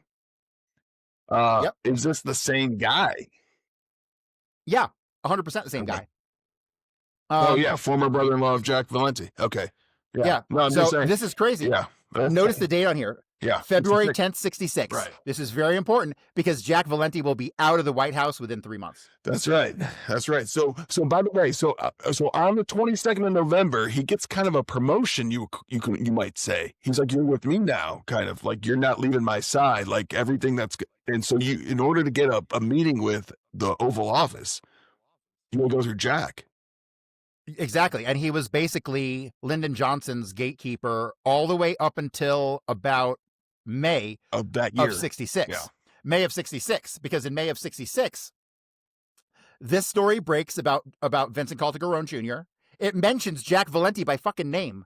I'm like, holy shit. Right there. It actually mentions Jack, connecting him to Vincent in the newspaper. I'm like, holy God, this is incredible. This is great. Oh my God. Right. And so, but then Jack, almost instantly by May, he's taken out of his position as gatekeeper. He never had a policy position. He was just the guy you talked to. He was like Lyndon Johnson's like do boy, right? Yeah. And so all of a sudden, though, all of the policy stuff was taken away from Bill Moyers and it was given to Jack Valenti. And from May to June, Jack Valenti was the policy guy that everyone had to go to. He starts meeting with Richard Helms of the CIA. May to June of 66? 66. Yes. May to June of 66. Totally. Jack Valenti becomes completely unqualified. He becomes the top guy in the White House for policy. Okay. He does that for a month and a half or so. And then he's out. And then he never leaves DC. He takes over the MPAA and manages Hollywood from DC. So like, what? You know? He was CIA the whole time. Here's the kicker for me with the Mary Boots Roberts stuff. So on the left is Joyce Rowland, the mother of Richard Rowland, the wife of Chuck Rowland. And then on the right, you got Mary Boots Roberts. That's the same goddamn person. And the big giveaway is look at the chin, the jowls, the turkey neck, the eyebrow, the direction of the hair wave. Obviously, the picture on the left is many years after the picture on the right, or vice versa. But this is the same woman, Joyce Rowland and Mary Boots Roberts. I don't even know what to say at this point about this. What are they doing here? What's going on? And then obviously Richard Rowland had to have been on this to some degree because he goes, I don't know what happened with the Roberts, but my mother, Joyce Rowland, took over the Winterland. Bullshit. So bullshit. Hang on. So Joyce Rowland here and Bruce Roberts, Nini Calderon. Right. This is Vincent's sister. Cousin. Cousin. First cousin. So right. Rowland, you're saying it's the same woman. Rowland, yep. who testified at Clay Shaw, is the cousin, the wife is the cousin of Vincent Calderon. Right. But I don't know why that she would lie, change her name, all this stuff, pretend to be a different person. Cory, you're the one who's writing the book about Oswald. That doesn't mean I understand it. I'm just documenting it. So it's all over. But yeah. It's all over. And again, this woman allegedly went to go work for NASA during the Apollo and Gemini missions, but there's zero record of her name attached to any of those programs. and it's just clear by visuals alone it's the same person. So why would they do this? I don't understand. I'm like, this is one of those things that I'm super confused about. Why the hell would they do this? I just And want why would they keep her? Why would they keep her at the Winterland? Why would they switch her name and keep her at the Winterland under a different name? Like, people aren't going to know. Like, I just don't get it. it worked for a long time. Yes, it did. So I got a couple more slides left. I don't remember what's it. Oh, the rest of this is just going to be, Yeah, sure. I got a bunch of Americana. Yeah, So show this. this is all stuff I gathered on the Winterland, just some from the newspapers. You got pictures of it. This is some of the only pictures you'll ever see of the Winterland. I got these, Houston Figure Skating Club things It, with pictures and names of people who went there. is that our guy, by the way, the half Korean? I don't know. No, it doesn't look like it. Okay. No. I Wow. did find a picture of him before he died. He looked very Korean in his old age. These are just some pictures for the Ice Review that some of the kids had drawn. Okay, Larry Rost. He's an interesting guy. Larry Rost, he was like the head trainer during this time at the Winterland. He was a gay guy, and he used to have these. It said, where I don't remember where I referenced this, but he has to have 3 gay boys from New Orleans come over, and then they would go over to a gay bar local near in Houston called Follies, and they would put on drag shows there. And Larry Rost was all connected to these guys in New Orleans. Probably another connection we don't know. Probably not involved in the assassination at all, but just another one of those background characters. Remember, a lot of these, there's a whole big gay community thing going on in the background of all this stuff. More pictures. Sorry, it's just that that's the fact, and I mean I don't think we're people over time have tried to bring that out as some kind of like a garrison vengeful thing. Oh yeah, but the fact it's just that's what it is. yep. Yep. Here we have John's hopes for farm jobs. So he was another guy on the hockey team with Richard Rowland that it was mentioned earlier. You got the Houston Figure Skating Club. I mean, all of these names I think are here. We got Deborah Silverman. I wonder if there's a relationship there. But I'm paranoid. Everybody who got the same name is in on it, right? So I mean, I'm probably not the best person to ask about stuff like that. Here's Rulona Rowland. Wow. Ice Age 75. This is that Pee Wee hockey team. More stuff on the hockey team. More of this. But yeah, so that's basically it. And I think basically I've done a pretty good job of showing that David Ferrie didn't do anything he said he did. He was in Hammond when he was supposed to be in Houston. This is what they covered up. Everything that we just talked about this is the story of the assassination. And once you realize David Ferrie's involved, you're like, oh my God, all those other guys down in New Orleans, those are the other guys. That's when you get Arnold Rowland, another Rowland. Arnold Rowland witnesses the guy up in the sniper's nest who said he's got something, his face was very wrinkled or marked in some kind of way. Lawrence Howard. Then if that's Lawrence Howard, who else is you got Lauren Hall, obviously, right? So that's why the William Seymour, Howard and Hall relationship is so important. And when you trace those guys traveling back and forth across the country between 61 and 63, going to LA and Houston, Dallas, New Orleans, Miami, you realize those guys are part of the group. And you're not going to kill the president with a bunch of strangers. You're going to do it with your inner circle guys who are in on the planning of this thing. And that's how it really exposed New Orleans as like ground zero for this thing, with a handful of exceptions. Valenti, Yaris, a couple of the mob guys, the Cleveland guys, right? So there's but those guys, you can obviously see how the chain of command went, because it all leads back to Giancana and then to Meyer Lansky and then the Israelis, right? And so the chain of command is all there. The overall structure is all there. And it was really realizing David Ferrie was the shooter that was seen by Ed Hoffman, the shooter seen behind the fence, and that his entire alibi story is a bunch of lies. That kind of is really what started me in the direction of realizing most of this was based around New Orleans. And that Oswald never interacted with any of these people. Like none. Zero. Oswald had nothing to do with none of these guys. Oswald was kept at a distance. He was kept over here while they were setting him up over here. You're never going to let your patsy wander around your operation and know what's going on. So the whole idea that Oswald knew any of these people is ridiculous to me. So yeah, that's where the whole thing stemmed from, this David Ferrie stuff. He's the center of the Kennedy universe, and everybody should be going out and at least trying to double check what I've done and verify what I've done to show that this isn't really my work. This is what the documents say. So no, and if anyone wants to challenge, I also welcome anyone to comment on this and geez, we'll bring you on and we'll all chat. But I was, if you want to do that, look at that Winterland trail, Yeah. because man, that graph you did of who owns what. I think what I would love to confirm though is the Johnson Family Enterprises is at the top of that. Yeah. I don't know if we'll be able to confirm that. We'd have to find some documentation on that because that came from Richard Rowland, who got it from his parents, who got it, so I believe it. I know it's true. But we don't have any other documentary evidence to support that. It can't be that hard. There have to be ownership records going back to the 60s still available. I wish I had a pile of money and I could just go to Houston for like a week and just pull all these documents. I need Jack Valenti's birth certificate because Jack Valenti, half his friends all his life called him Mel. Why'd they call him Mel? Where's Mel come from? Malosh? Malachi? You know? Hmm. He's got another name on that. Jack Valenti has another name that's not on the records because nobody's named Jack. Is that Nobody. Okay. is that Hebrew for something? Yes, Angel. Hmm. Angel. Hmm. Malosh is Hebrew for angel. Interesting. And according to, I can't really prove this, but according to Dawson, him and his whole family are crypto Jews. So Valenti. yeah.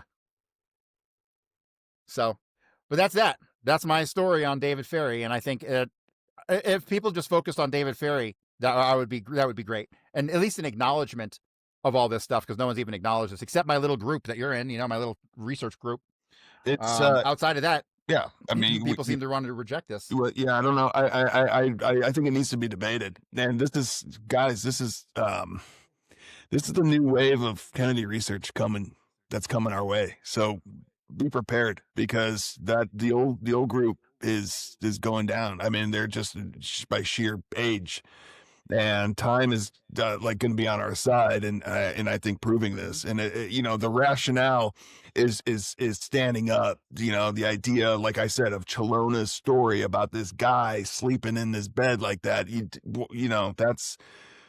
That just holds more water than this. When you listen to all this testimony of these stories, they just Right. they don't wash. Yeah.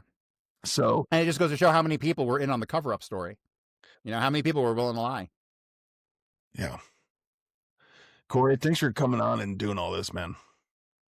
Yeah, man, I appreciate your having me. Absolutely. So. Get some comments going, and we'll see you next time.